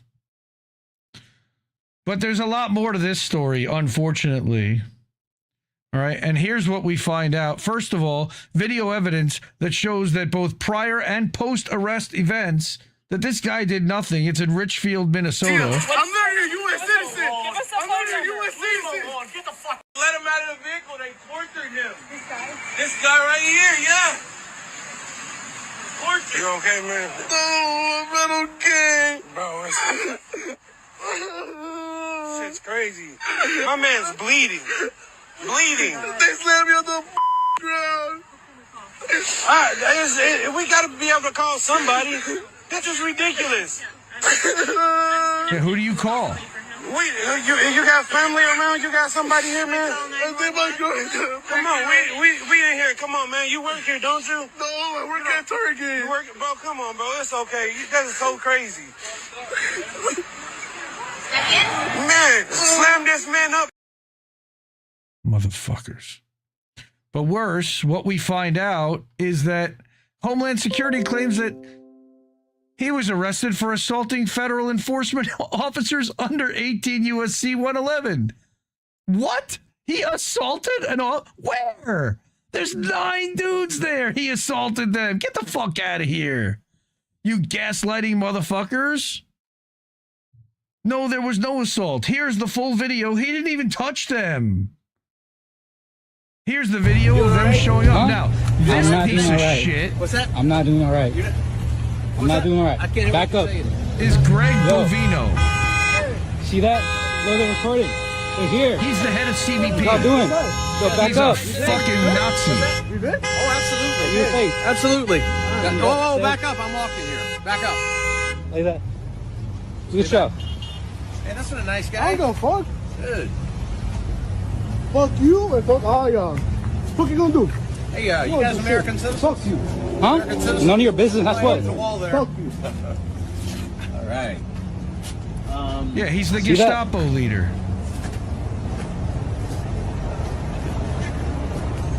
People are filming him from the minute he gets there. He comes with a camera crew, this piece of shit. Blocking So traffic. they want all this shit filmed, or the cameras. They want to terrorize people. And to Blocking realize that traffic. this could happen to them. I don't know why this keeps Look at that. stopping. Bunch of y'all right there. Fuck you. Fuck every single one of y'all. Look at that. Just gonna get a pic. Hold on. Go ahead, take a pic right there. All right. Let me get one of this guy here. Right here. Appreciate That. that. Fuck you. Huh? Fuck you. Come on. Fuck you. Don't touch me. They end up arresting him later on. Fuck you. How you doing? And he was don't touch assaulting him. an officer. Don't touch him. What are you doing? Come on. Yo. Fuck you. I work here, bro. Yeah, he works. Touch me. I dare you. So the minute that he touches Look at that. him, Fuck you. he runs into him Fuck you. so that he can touch Yeah. him and then claim that he was Look, assaulted. look, look, look, look. See, Look, that's look, when right he here. claims that he Look, was look, right here. assaulted. Yo, let him go, let him go. So again, yelling "fuck you" at a CBP officer is not grounds for them to tackle and beat the shit out of you and dump you 8 miles down the road.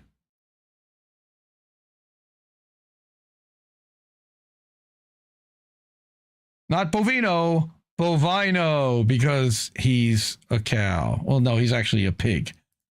But somebody sent me this today and I thought it was hilarious.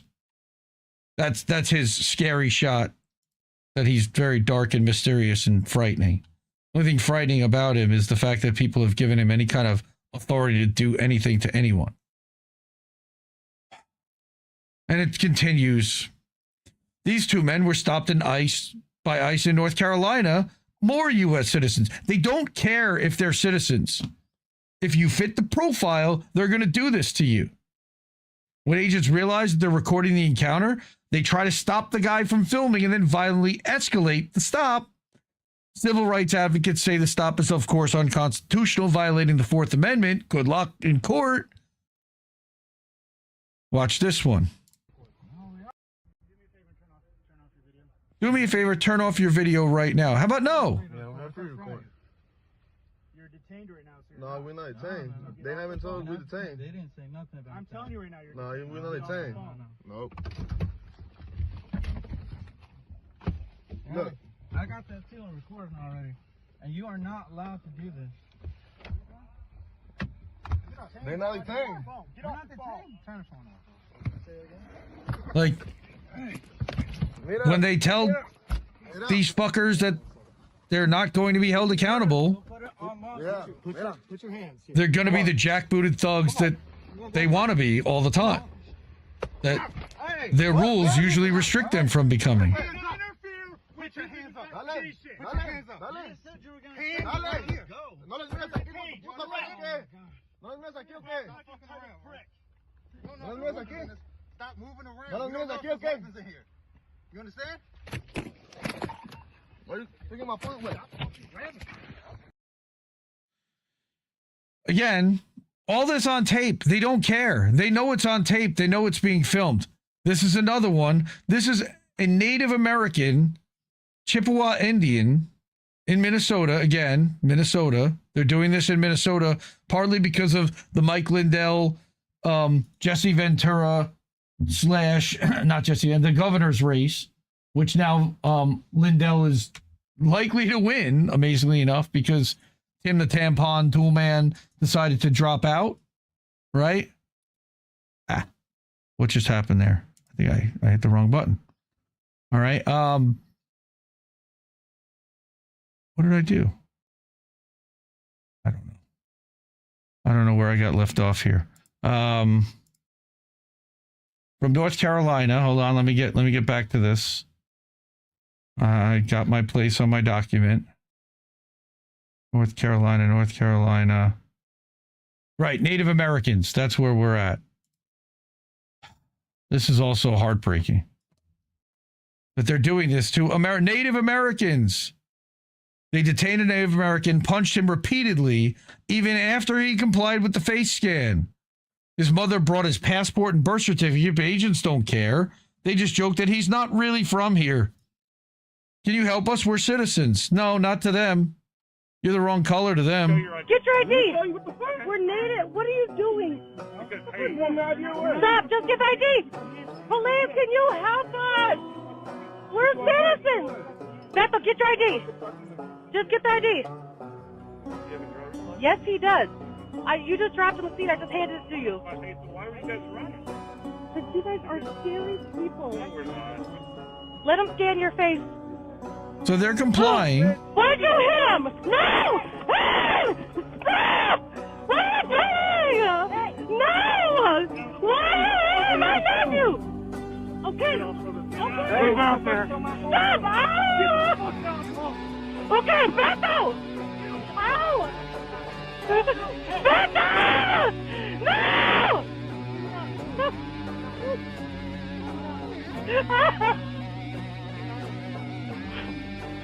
American citizens, they're doing this too, everywhere. They're punching it for no reason. Bethel, please, Papa!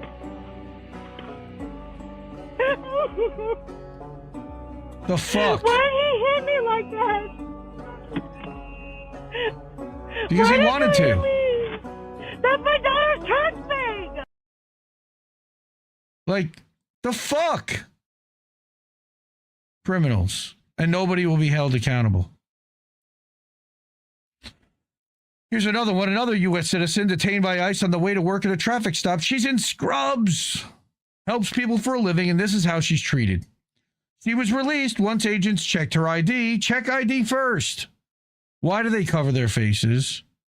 ICE is trained by the IDF. Now that makes sense. So let's watch this 49 seconds of horror.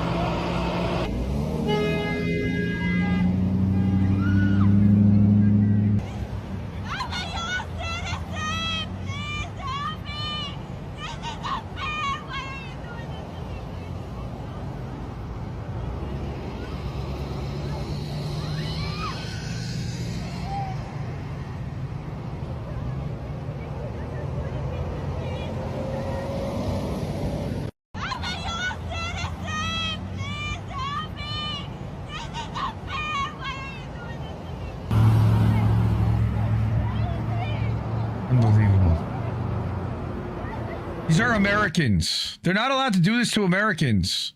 So, because of that, let's get ready. You know this lady. Many of you do. This is Afeni, Faction Fire. Anybody know her? Longtime friend of the show. Yeah, she's got some message. She's got a message for all of us here. Shock and awe is the point. And it's one thing for your mind to know that. It's a whole nother thing for your nervous system to have time to catch up. Right now, a lot of us are watching what's happening in Minnesota with ICE going door to door, breaking into families' homes and kidnapping them, and wondering if our cities, if our homes, if our communities are next. And some of us may be paralyzed by that fear. And I'm here to remind you that fear, shock, and awe is the point. And it is one thing for your mind to know that, but we all have to catch our nervous systems up to what is happening so we can prepare ourselves for what is next. Because the system only speaks one language. And we've been trying to speak to them in different languages, hoping that they would understand us, but they only speak in one language. And at this point, not only do we have to learn how to speak that language, we have to learn how to speak it better than them, more fluently than them, more fearlessly than them. I need you to grieve the life that you think is coming back. Grieve the person that you were when you were living that life, because right now we should no longer be in shock. To deny what is happening is afactual. To bargain and pretend like a fucking election is going to save us, like legislation is going to get us out of this, is delusional.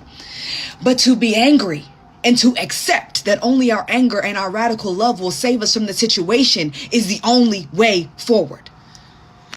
We may not have perfect solutions. We may not have all the answers. We may not have a clear path forward. But what we do have right now is a choice. A choice on whether or not we are going to let our hopelessness and our fear take us over and let this system bulldoze us. Or if we are going to be active participants in bringing about the future that all of us need. I don't have a good way to end this video, and I don't have any comforting fucking words. All I have to tell you is to get ready. Get ready. Get ready. Get your family members ready. Get your community ready. But be prepared, because things are going to get worse.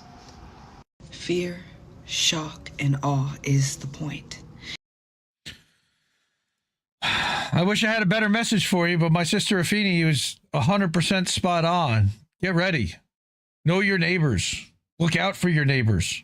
Fight for your neighbors and hope that they fight for you. Because certainly we can see that nobody in authority is coming to save us or gives a flying fuck.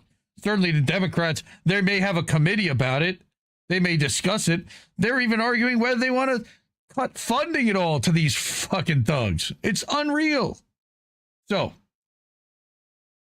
my final assessment here is that I've been covering independent news on my live stream show for more than 4 years every week. I publish 6 to 7 days a week on Substack about geopolitics, amplifying the independent voices who consistently are accurate in their analysis and assessments of world events. What's been happening over the past year here in the United States is merely the shifting of U.S. military policy abroad to be applied here at home using a combination of Homeland Security, Customs Border Patrol, and ICE in partnership with corporate America to persecute and instill fear in groups of people who don't look like quote-unquote traditional Americans in the eyes of an ICE goon. That's literally how they're determining who they're stopping or not. Average-looking white people who question what they're doing or try to document their brutality are met with the same level of brutality and authoritarianism for people exercising their First Amendment rights. This was sadly predicted and warned about by many, but it's clearly here. And there clearly has been further escalation since the start of this year. Therefore, I compiled a playlist of all the segments in chronological order since they started kidnapping people off the street in March of 2025 with Mahmoud Khalil, Ramesia Ozturk, and too many others to name. As Avini said, we aren't voting our way out of this. Not much else we can do right now other than to protect our neighbors and families and organize. The only people who've been able to push these surges back are the communities who have each other's backs. And that playlist, again, is called Fuck ICE, documenting their escalation since March 2025. And again, there are 41 segments from this show and from How Do We Miss That on there, going back all the way to March of last year. So you can watch it from the beginning, from reverse, from end to beginning. I'm guessing you can probably also search it so that you can search it by the date added oldest first or published oldest, and that'll put them in the proper order for you to watch them chronologically. I'm sorry to do that to everyone, but I've been super upset about it all week, and that's the point. And that, again, is what I was talking about on that Facebook post, is that the point is the shock and awe. the point is to get us angry and wanting to respond, but we need to do it in a way that does not further allow them and to escalate even more, to declare the martial law that they're dying to declare. They want so badly to have things scale out of control so that all the training they've done at all those cop cities that they built then goes into effect. And all the guns and all the weapons and all the things that the military's given them get used. And then they can replenish their stocks. Disgraceful. It really is. And it's frightening. Thank you, Wombat. I appreciate that. Again, I started to make a list. I was going to make a live stream, like a Fuck ICE live stream. And then I realized, holy crap, I've literally been talking about this like every single week to the point that there are 40 segments. It would take multiple days running nonstop to get those segments into a live stream. Maybe I'll break it up month by month, or we'll figure out a way to get that done the way that I did the Fuck Israel stuff. 12 days of Fuck Israel. Maybe we'll do 12 days of Fuck ICE next. I also need content for Monday nights because we have live things happening on INN 6 nights a week, but nothing on Monday nights. So this could be a way and a series that we can push through on Monday nights to get more people aware of how this escalated and that this is not new. Right? Lady Alex M., I've been aware of this hellscape in the U.S. since 1972. It'll only get worse until the multipolar world stops them. There is no multipolar world, Alex. I'm sorry. They're just not. They're also capitalists. They're all part of the system. From China to Russia to Brazil to now Venezuela, they're all part of it. They're all in on it. They all profit from it. They're not going to stop it. If they didn't stop genocide for 2 years in Gaza, how are they going to stop this? They're going to start now?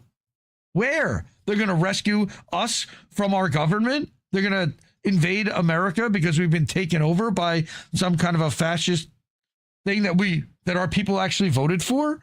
Like, I wish that were the case. Again, I don't really believe in the multipolar world anymore. I don't, because I think that BRICS is just another alliance of big countries without the United States, but it's still going to try to set the terms on things. It's not bringing in a different kind of a different way of life. It's still capitalism. It's just capitalism where the U.S. isn't fully in charge. The fact that they've been able to get Putin to go along with the whole Syria stuff and not say a word with Iran, and when they signed that deal with Iran, that it did not include a strategic military alliance. So if Iran gets bombed, it's not obligated for Russia to get involved to defend them, and vice versa. What is that? What kind of statement does that make? That everybody else is alone, while the United States has got a massive alliance with $1 trillion military behind them that everybody else combined can't pale in comparison to. I don't know what the answer is, because we are the bullies on the block, and I don't know how, who's going to stop them. All right. I'm sorry. I don't want to be correct, but that's the reality. But again, support independent media, because I don't know too many other outlets that would bring you all that stuff. And again, I'm not doing it to shock and awe you. What I'm doing is to let people know that this is real, that it's documented, that it's being escalated, and to get prepared. And what's the next step now that we know that this is actually happening? Support independent media with Cash App, $ Indie News Network, ko-fi.com/Indie News Network, at paypal.me/Indie News Network. And thank you to Ralph Mejia for $50 earlier today. He just randomly comes through with $50, and I love it. I really appreciate it. It's so appreciated and needed. All right. At patreon.com/Indie News Network. And over at IndieNewsNow.com, we're actually live over there now. And anytime INN is live, we're live and co-streaming over to that network. So even if every single platform decided that they wanted to shut our account down, we'd still be live over there. And then we've got the Substacks over at IndieMediaToday.com, where we're live right now, and at INNNewsletter.com, where I also manage and publish that newsletter, put out a weekly update for the network and help publish the podcast for the live streams that go there. And that's American Tradition with Jesse Jett and INN News and Boat Smashing into Other Boats. Those all stream over at INNnewsletter.com exclusively. So that gives you a reason to sign up there as well. You are going to get different content than IndieMediaToday.com. So, and you still have a lightning round. I thought that would take way more to get through all that stuff. But, oh, this is actually, you know why? No, that's because I only got through 3 of my 4 stories. And this actually dovetails into the rest of it. It all kind of is connected together. But this is an article that I discovered from a guy by the name of James Ray, who publishes a publication called Commie Corner. Right? We're all going to be called terrorists eventually. And what my reply to seeing that thumbnail was that, guess what? They did it to Julian Assange and WikiLeaks in 2018. Let's not forget, all right, that all of this, the reason why I'm here, really still, the reason why a lot of us are here and connected to each other is because of Julian Assange and because of what they did to Julian Assange, which we can never forget. And like our friend Misty had said for a long time, we're fucked. No, not we're fucked. We're fucked. That's not what I meant. Just that Julian is a canary in the coal mine. Thank you, Julian, because he exposed so much of this stuff years before, and that they were doing this to him because he was ahead of the game and showed us a path that nobody seems to be following. So what does Comic Corner say here? And this is a somewhat long article, but I think it's worth reading. That the term terrorism has been weaponized for years by the United States to delegitimize and criminalize those it deems oppositional to its interests. And it's only going to get worse. Again, I don't think that that's really a surprise that we will all be called terrorists. And I've been saying for a long time, I'll see you in CCOT. All right, but this person says, the first time I began seriously questioning the usage of the term terrorism, it was amid a conversation being held between a small group of students in a terrorism and WMD threat assessment and our professor. The class itself was fascinating, disagree, and that was one that was well out of my depth, as I had unknowingly signed up for a class comprised of graduate students as I pushed through my 3rd year of undergrad studies. Our professor, an older, soft-spoken Jamaican man who had a background in security related to nuclear facilities, spy, was parsing through the various definitions of terrorism held by various U.S. government entities. Unsurprisingly, these definitions varied amongst one another, oftentimes being tailored to the agencies themselves based on relevant purviews. But as he jumped from one definition to the next, he took note of this, stating that it was difficult at times to pin down a definitive, all-encompassing standard for what constituted an act of terror. By design, as I said to myself as I was reading this. As he spoke on these intricacies and shortcomings of the label, he then shifted focus to something I hadn't come across in my studies thus far. The efforts by the U.S. to criminalize environmental activism through the labeling of the activities of groups engaged in direct action as terrorism. Eco-terrorism, he stated, became a popular label for actions that point to that point had become a nuisance to industries engaged in harmful environmental practices. So this, as stated in a archival material, since 1977, when disaffected members of the ecological preservation group Greenpeace formed the Sea Shepherd Conservation Society and attacked commercial fishing operations by cutting drift nets, acts of eco-terrorism have occurred around the globe. The FBI defines eco-terrorism as the use or threatened use of violence of a criminal nature against innocent victims or property by an environmentally oriented subnational group for environmental political reasons or aimed at an audience beyond the target, often of a symbolic nature. The FBI focus on eco-terrorism extended well beyond just Sea Shepherd and their actions against the fishing industry. Within these same documents, the Animal Liberation Front, the Earth First Movement, the Coalition to Save the Preserves, and the Earth Liberation Front are also mentioned. Their acts of terror were primarily related to monkey wrenching, or acts of sabotage that targeted industrial equipment or other infrastructure of what these groups deemed environmentally harmful companies and operations. These acts oftentimes took the form of spiking, in which organizers would hammer a metal rod or a nail or other materials into tree trunks to disrupt logging operations, the cutting of fishing nets, arson, the destruction of logging and construction equipment, and other acts of this nature, like what the Stop Cop City activists did in the forest, in the Wiley Forest down in Atlanta, that resulted in the murder of Tortuguita. As we dug into these acts, I couldn't help but think that none of these actions fit squarely in my contemporary understanding of terrorism. The word invoked images of bombs detonating in busy streets, of planes flying into buildings, or mass shootings and other similarly violent acts. An environmental collective sabotaging logging equipment, on the other hand, seemed like a fairly understandable and even defensible instance of direct action. After all, these protesters had oftentimes tried other methods before these actions and had seen corporate interests triumph over the health of the forests and waterways they cared so much about. So what was the FBI doing focusing on a damaged fishing net? Well, the answer became somewhat clear as I continued reading through the agency's archival materials, which went to great lengths to emphasize the economic damages of these actions. Again, capitalism. Money over people, profits over people all day. Our professor made sure to note that dynamic as well, noting that the economic impact drove focus onto these groups who happened to stand in the way of profits for the logging and fisheries industries, among others.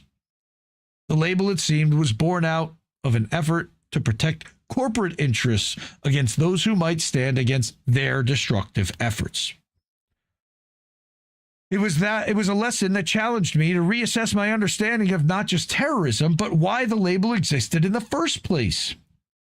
It didn't take long once the seeds were planted to begin reevaluating U.S. foreign policy, particularly how we ascribed the label of terrorist to some groups but not others, as well as calling the acts of some nations acts of terror, as other nations committing similar acts were labeled as having acted in self-defense. Conveniently, the latter were nearly universally our allies, their actions advancing U.S. interests. By this time, I had met Palestinians who themselves were often labeled as terrorist threats by their colonial occupier simply for existing on their ancestral land. The Israeli military would regularly bomb Gaza in lethal operations they called mowing the grass and faced little to no condemnations, whereas Palestinians engaging in armed resistance immediately found themselves labeled as terrorists, thus justifying more violence by the Israeli occupational forces. A friend I had made from the West Bank had described his run-ins with the Israeli military and the harm they had done to him and those close to him. Was he a terrorist if he stood up against them? It seemed absurd and contradictory situation. Not a fan of DSA, but I am a fan of pro-Palestine protests. I think they're LARPing as Democrats, but that's a whole other story. What seemed like a contradiction, however, was just a failure to re-examine my premises. As I grew older, I saw example after example of protesters in the United States, armed insurgents and revolutionaries, and anyone who stood in the way of the status quo being labeled terrorists. The word, it seemed, had no functional meaning, but certainly did have a political use. Want to delegitimize a movement or its tactics? Call them terrorists. Want to justify a drone strike in a sovereign nation? Say that your targets were terrorists. Want to destroy a hospital in Palestine or a pharmaceutical factory in Sudan? Call it terrorist infrastructure. What's more, as the years go by, the term is seemingly expanding to encompass larger and increasingly vague groups of people within the United States and across the world. The recent announcement of Donald Trump's NSPM-7 National Security Directive set the stage for the crackdown and targeting of groups and individuals nationwide who fit this criteria. And I think everyone in this chat, including myself, fits this criteria in at least one way, in being anti-capitalist, in being anti-American. I'm not anti-American. This is not American, what's happening here. Anti-Christianity? Absolutely. 100% against religion in general, including Christianity and Judaism. I'm against that too. And Zionism, which is a political movement. Support for the overthrow of the United States government? Well, if they keep pushing people, what are you going to do? Extremism on migration. Again, define what extremism means. I don't believe in open borders, but I don't believe that our policy is the right one. So is that extreme? Extremism on race, extremism on gender, and then the hostility thing is insane. Hostility toward those who hold traditional American views on religion. How about fuck that? So atheists are now targeted. Fuck that. And then on morality. Who defines what American views on morality are? How many people we got in fucking murders we got in prison right now? It's not hard to see how this could apply to vast swaths of individuals, particularly those focused on those on the organized, quote unquote, left. The vague standards outlined in NSPM 7 give federal agents the ability to interpret a target's positions on various issues as strictly or loosely as they need to justify their operations. And let's remember, this didn't start with Trump either. Successive administrations from Bush to Biden have all played a role in giving U.S. agencies broad leeway to target quote-unquote subversives and those that they may even deem terrorist threats. Obama was president under Occupy. The goal is clear: stifle dissent and crack down on individuals and groups that challenge the status quo. Again, that's a direct attack on us. I'm not going to stop doing this until they put me in a hole, if they do. As these vague standards continue to be applied to organizers across this country, including those engaged in direct action against arms manufacturing facilities in support of Palestine today, the stage is being set for widespread designation of organizations and individuals as terrorists in an effort to delegitimize and criminalize them. That's what they're going to try to do to Francesca Albanese. They already are claiming that she's aligning with Hamas. That's what they did to Richard Medhurst. That's what they did to Sarah Wilkinson. That's what they're doing to journalists in order to silence them. Organizations like Samidoun, a pro-Palestine prisoner solidarity organization, have already been targeted in such a way, and they won't be the last. Movement crackdowns are sure to continue, and we're likely not to see further weaponization of the term terrorist, but also defensive movements from above-ground political organizations as they try to avoid such a designation for as long as they can. I very vividly recall the Real News dropping Chris Hedges specifically because they were afraid that he would get their organization designated as support for terrorists. They separated from him after October 7th. This could in itself have damaging effects as movement organizations attempting to defang themselves in an effort to stave off what may well be inevitable to the detriment of the movement. Organizations like DSA will definitely start to bend the knee and weed people out of their ranks that could possibly get them disbanded or get their charter taken away. The reality of the crisis that we face is decades in the making, constructed in myriad ways that have helped deepen the resources of state intelligence and security apparatuses and cast a wide enough net to justify state violence against the state, those that the state deems the opposition.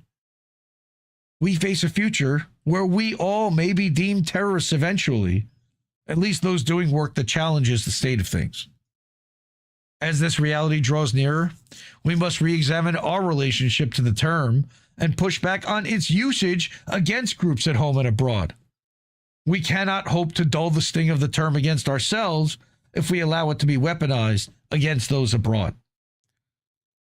Terrorism is ultimately a near meaningless term with more political than functional use. It will be used to delegitimize us and crack down on our organizations and networks. We must push back and acknowledge the label for what it is. Launched 7 months ago by James Ray. I like that article by Commie Corner. Go give them a shout out, follow them.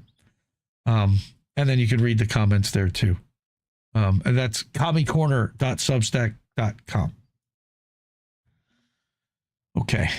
So now I've got a lightning round still to get to before I do support independent media, because we need it more than ever. The ways to do that are through Cash App, $ Indie News Network, ko-fi.com/Indie News Network, or paypal.me/Indie News Network. We have patreon.com/Indie News Network, where you can subscribe monthly. We have our website with a Stripe plugin at the Keep the News Free section at IndieNewsNow.com. And then we've got, I prefer you don't do it at the platforms, but if you must and you feel like subscribing annually over at IndieMediaToday.com or at INNNewsletter.com, you can do that over at Substack. Substack takes a cut and Stripe takes a cut.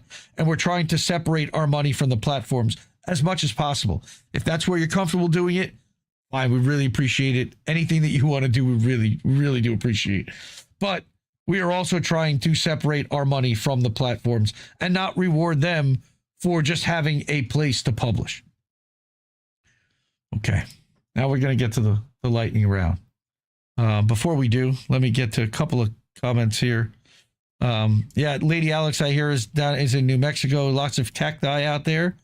That's nice. Yeah, ice cubes make great fertilizer. Good to know. Thanks, Joe Blank. Good to see you. Vicky Adams, I see, is out there. I see Sean the Accord Lord and the Scent in Bloom and Grape and Teen. Cowboy Kitty, good to see you, my brother. David McBride, there's another one. Thank you. Lady Alex M. For some other people that were canaries in the coal mine. It wasn't just Julian Assange, but David McBride was an Australian whistleblower who we've covered. Oh, thank you, Alex. Really. My ability to present this, I mean, I pull this stuff together all week. As I see things, I throw them into a channel in a Discord, and then I organize it into a document and lay out the tabs, and somehow it all kind of seems to fit together into a thread, and I really appreciate that. Thank you. Oh, I see Oz the Boomer. We're going to talk about Oz the Boomer in a few minutes. Oz Silver's at 92. No! Oh, my God. I was predicting a crash. Oz has predicting it's going to go to 100 quickly, and we've been having a little conversation about that between us. Natalie, where do we want you to give again? Is over at Cash App. $ Indie News Network is the best place to do it. There's no fees there. Or over at, if you do it at ko-fi.com, it'll pop a thing up on screen and we'll be able to see your comment. All right. Thank you, Sean. Love you. Thank you to everyone, really. Okay. Let me get to these and then we'll get to the GoFundMes. This is insane. And again, in that whole vein of us being labeled terrorists, this one's a crazy one. An activist facing arrest for distributing physical magazines in the Houston area. This is over at Indie Media Award honoree Truth Out. They've been a little TDSy, I will be the first to admit. I have not brought nearly as many of their stories as before. But this whole story is insane. So this is in response to, remember there was an ICE agent that was killed at an ICE facility, or allegedly, and there were people that were protesting. They arrested 16 people. And these are the people that were protesting to get those arrested out. Because 16 people didn't kill an ICE agent. What's going on here? Texas resident Des Revol, in particular, is being targeted by the Trump admin under these guidelines. He did not attend the July 4th demonstration in Alvarado, but he was arrested 2 days afterwards after he had a phone call with his wife, who was detained at the noise demonstration. FBI agents stopped him for a traffic violation in Denton, Texas. Anthony Malecki, our friend Cowboy Kitty, will know all about that, and took him into custody at gunpoint. Authorities charged him with evidence tampering, constituting obstruction of justice, as well as conspiracy, alleging that he transported a box that contained numerous Antifa materials from his residence to another location.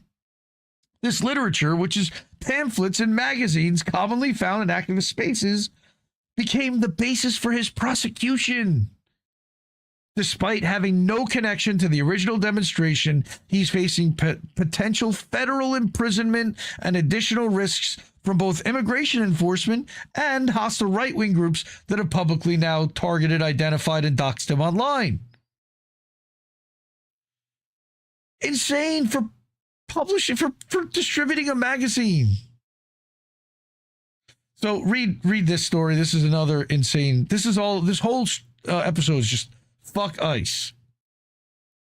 Because on top of all of that, this gentleman, Austin at PhD, ICE just reported its 4th in custody death of 2026 on January 10th.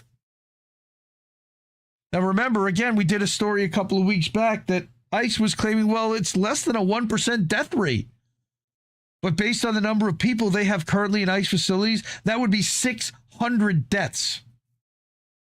We're already up to 4, at least. And that was 3 days ago. And Austin actually wrote an article about this, or Andrew Free did, over at detentionkills.substack.com, documenting exactly who was murdered and where. All right, and their stories. I don't want to go through them. It's just incredibly depressing. But I'll put it in the document. I also wanted to mention that when it comes to Venezuela, there's a whole lot of dumb, uninformed takes from people on this app and on Twitter who are absolutely certain that they know what they're talking about. They're literally pushing CIA propaganda and don't ever talk about foreign policy or study history. It's all red, white, and blue dumbassery from both halves of the corporate-owned duopoly. Both sides of donors want this to happen. My advice to people, work hard to find trustworthy sources that have a track record of being ahead of the news. Usually you'll find that the USA is behind the coups and the destabilization, and anyone selling the opposite is either an agent or a moron. Keep that in mind. All right, anyone that called Maduro a dictator, an agent, or a moron. Anyone that cheered on the oil and gas industry getting their hands on Venezuelan oil because our gas will end up cheaper. An absolute fucking useful idiot moron. Don't listen to these people. All right, and support independent media as usual because we need it more than ever. Now notice I just went through an entire 2-hour show and I did not show one bit of corporate media. It is possible to do this, and it is something that I will get on my soapbox and talk about every single week that I can. And you guys watch other shows, and I very often see them showing stuff from The Hill Rising, or CNN, or MSNBC, or TYT, or Breaking Points, or any of these multi-millionaire run corporate level facilities. Even if they call themselves independent, they're corporate and they are pushing duopoly talking points. You're doing them a favor. You're helping them by showing their thing and reacting to it. Don't do that. Find a source somewhere else. Find an independent source. Champion independent media if you're truly independent. Those fuckers would bus roll you tomorrow if they could. Why are you helping them? They are not helping you, even though you think they might be. So again, support independent media because we need it more than ever. The ways to do that for INN, Cash App, $ Indie News Network. Ko-fi.com/Indie News Network. PayPal.me/Indie News Network. Patreon.com/Indie News Network. At our website at IndieNewsNow.com because we believe in having our own website so that we are completely free of any platform. And we're self-hosted to that website. And then at Substack, where we also have a large presence, IndieMediaToday.com and INNNewsletter.com. Thank you to everybody who's over there. I appreciate if you check out IndieNewsNow.com. That is where we actually aggregate a bunch of Substack feeds into Indie News Now and show it to you completely ad-free. Now, at the end of the show, it's kind of been a tradition and something that I feel strongly about, which is showing GoFundMes for people in need. I'm a big believer of using this platform to amplify the stories and the causes of people who really need it and are, of course, deserving. Everyone's deserving, but these are people that are close to us, that are members of our community, and they need help. So the first one I'm going to start with, and I need to actually go and grab a link from my server here, is Shanda Masta. And we've been talking about Shanda for the last almost 18 months, believe it or not, because Shanda was diagnosed with small cell lung cancer. And she went through treatment, and we thought that she had beaten it, and it came back, and it spread. And then she went through treatment again, and she hasn't been doing so great. And she went for some experimental treatments at Fred Hutch, which led to a lot of pain. And things were really tough for her this week. And she got a visit from some friends. And she put that on her Facebook the other day. Roar Media pulled out all the stops to surprise me. Every time my door opened yesterday, a face I loved but hadn't seen in forever would walk in. I haven't wanted and needed for anything this entire treatment. Many know, but for those who don't, I'm currently at the University of Washington, where I'm being treated by Fred Hutch Cancer Center with a new medication that got fast-tracked by the FDA last year for small cell lung cancer. It's known to have severe side effects. I had my first treatment Friday night, and it was the most painful night of my life. And now, sadly, the cancer has moved into my left eye, which is so painful I can't even attempt to describe the pain, but because of the resilience and the amazing support I have from so many, I'm going to continue forward and keep getting the treatments, and hopefully they'll help. I can't thank the many of you who send me messages and well wishes and donations and love and prayers enough. She's apologizing for not responding to a lot of the correspondence because she's so very sick, but she loves us all and promises to do that. She does see them and she does hear them. And there's a shot of Oz and Linda and Pasta and Amber visiting her in the hospital. Our brother Pasta flew all the way to Seattle for this. Love you. Thank you. You're a mensch. There's Shanda. Again, she put these pictures up herself. All right. Just to fuck cancer so we know, this is what we're up against. She actually put up some more pictures today on her Facebook of hugging Pasta. And again, it means so much for members of the community that step up and help each other. And man, it's heartbreaking, and fuck cancer. And we're pulling for Shanda every day as she fights this, and we're standing there with her. So again, if you're able to, and it means, there's her GoFundMe. I'll put the link in all the chats. So that, and again, they will be in the description for the Substack for the episode afterwards. I also will cut this segment and put that out as its own clip, and the link to the GoFundMe will be in that description as well. Every day, fuck cancer every day, and we love Shanda every day.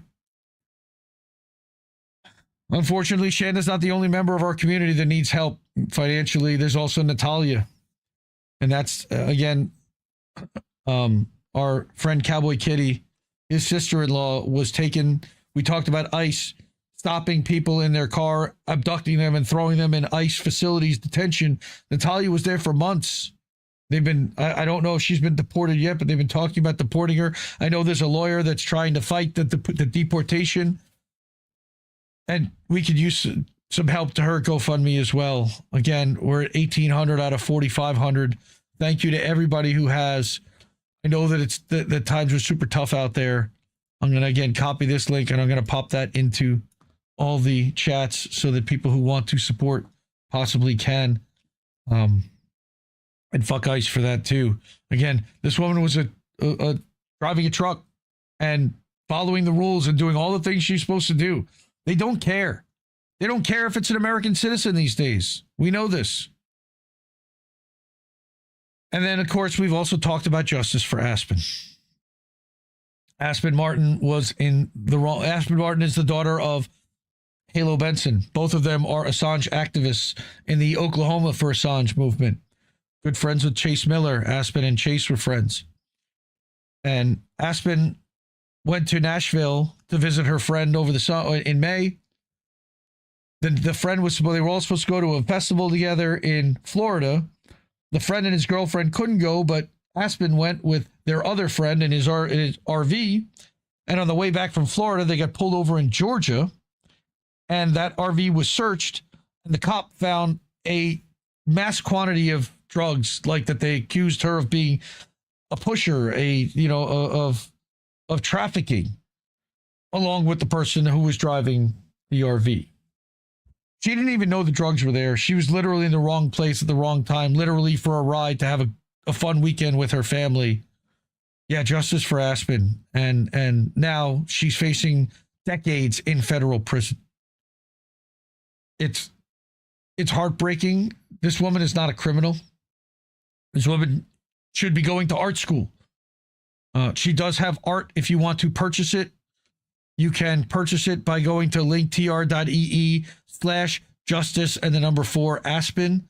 And then you can get to her Art Spend studio there. You can read the article that Dissent in Bloom, who's in chat, wrote about Aspen and about her story. And you can watch the one-on-one that I did interviewing her and her mom, or the live stream fundraiser that we did that helped get them to $12,500 to their GoFundMe. That has kind of stalled since then. They were able to hire the investigator. Halo sent fudge for Christmas to my family. The kids loved it, as did I. And I asked her how things are doing, and Aspen's trying to hold it together. They hired an investigator to start the process of the next step, but they still need so much more, and anything that anybody can do, we really appreciate. And again, I'm going to share Aspen's link to her GoFundMe in the chats as well. So if anybody is able to, and they want to help, please, it really makes a big difference. Okay, and then finally, I've been mentioning Indie News Now, the website, all night long. The name of the show is called Indie News Now Live, and it's because we are actually live on IndieNewsNow.com.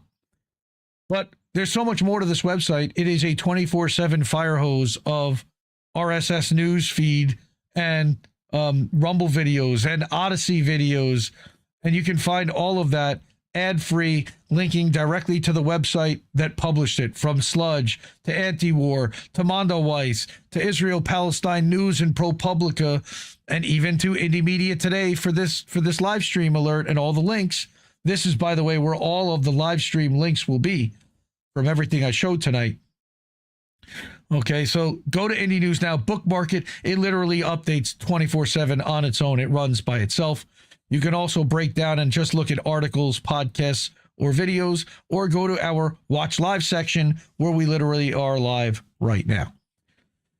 Also there, you can click on the merch link, and we have a merch store. Oh, I skipped over it. There's our merch store. All right. Merch store, you can pick up t-shirts, you can pick up beanies, you can pick up sweatshirts or tank tops or stickers, but definitely do that. They're inexpensive, $20 to $23 a shirt, $29 or $32 for a sweatshirt, $19 for a beanie. I mean, really inexpensive, reasonably priced, and another good way for you to advertise and get the word out there for INN. And I am spent. Oh, by the way, also, IndieMediaToday.com. We're live there now, but I did want to let people know that this is what the website looks like. There is a website that you can go to. These are some of the original articles that I've written that are popular. All the original articles are categorized here. You can also watch all the clips from this show as their own list right here, and that is also a podcast. All of the live stream replays are here on the Indie News Now live section. Anytime I'm a guest on a show, I try to cut that up and put that here under guest appearances. So you've got different categories of content to watch at this website, which again is updated daily. And even at this site, the Indie News Now Live Clips podcast is right here. And you can listen to all the clips, and you can see we put one out yesterday from the GoFundMes from last week. And I do that every week. There's the one from December 30th. So there's a lot to do at Indie Media Today. There's a lot to do at INN Newsletter. There's a lot to do at Indie News Now. We try to give you so much stuff that you don't need to go anywhere else, but you're still served with a variety of content that gives you a wide perspective. And I thank you all for sticking with me. That was rough. And that's a lot of shit, man. It's exhausting to do this. It wears on you, and I appreciate everybody in this community that keeps me motivated and wanting to do this and track all this stuff and stay informed. I encourage everyone again to support independent media because we need it more than ever. I will see you next week, fam. See you next Tuesday. And hey, why? Nobody wants to wait a minute. It's we just lost the stream. Is gone. I lost my sound bit. Holy crap. That's weird. Really weird. Okay. I guess we didn't just lose the fucking stream. I guess we don't get to do that anymore. We'll do this one instead. Coming to a Substack newsletter near you. All right. That's interesting. Have a good night, fam. I love you. Support independent media. We need it more than ever. Night.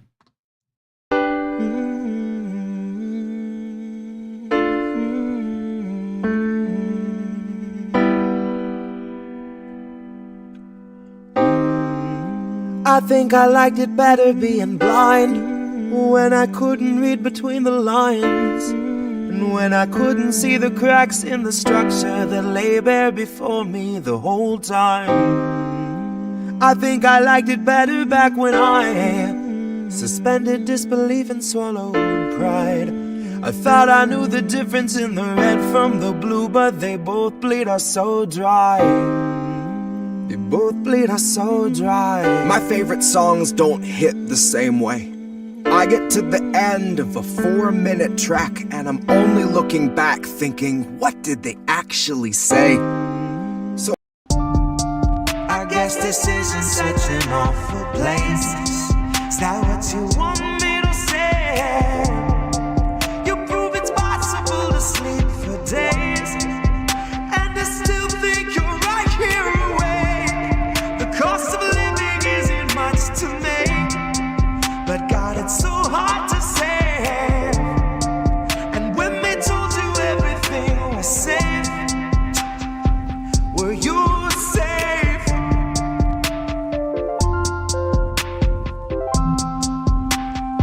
Were you safe?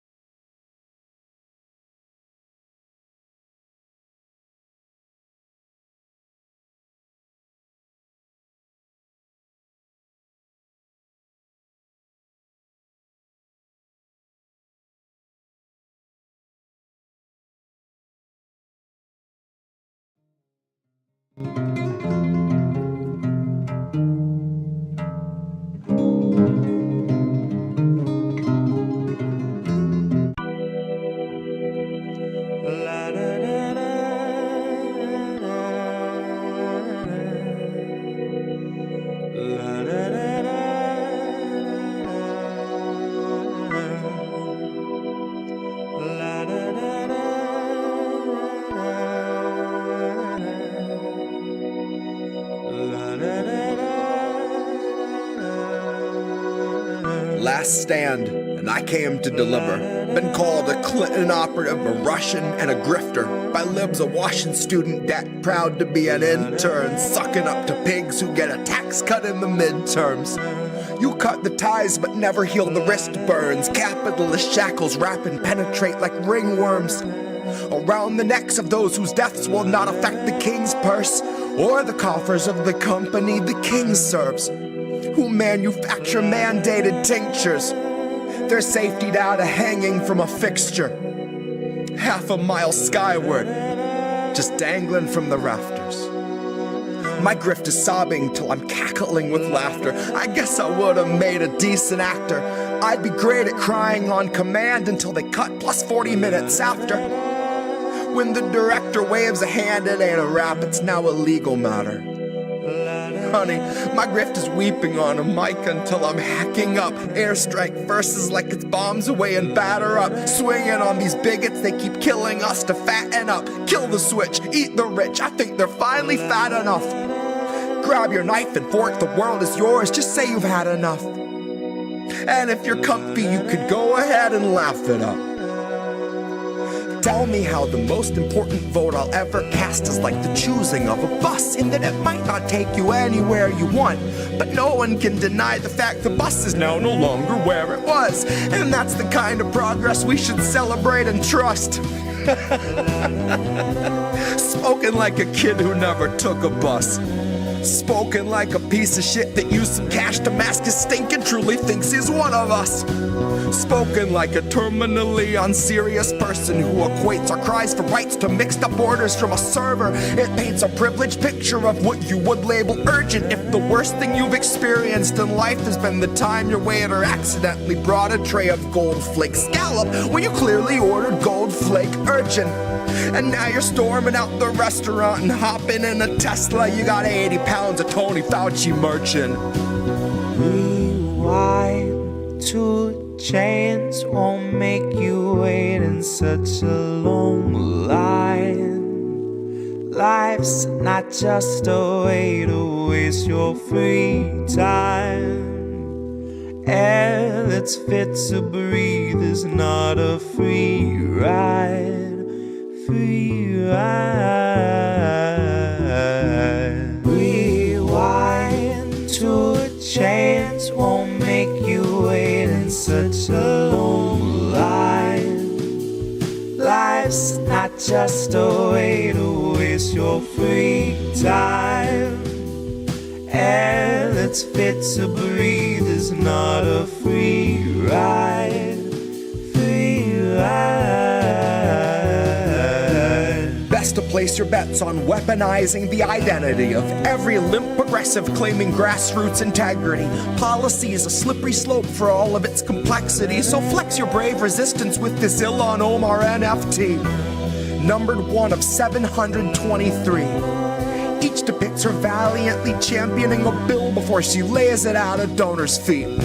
And she can throw her hands up in the air with AOC and say if only Nina Turner could have voted present too, that's why we need another seat. We need some more progressives we elect to only tweet, who live to serve humana and their label of elective slapped on every patient's gravest needs. And every station plays the theme that medical professionals agree on the effectiveness and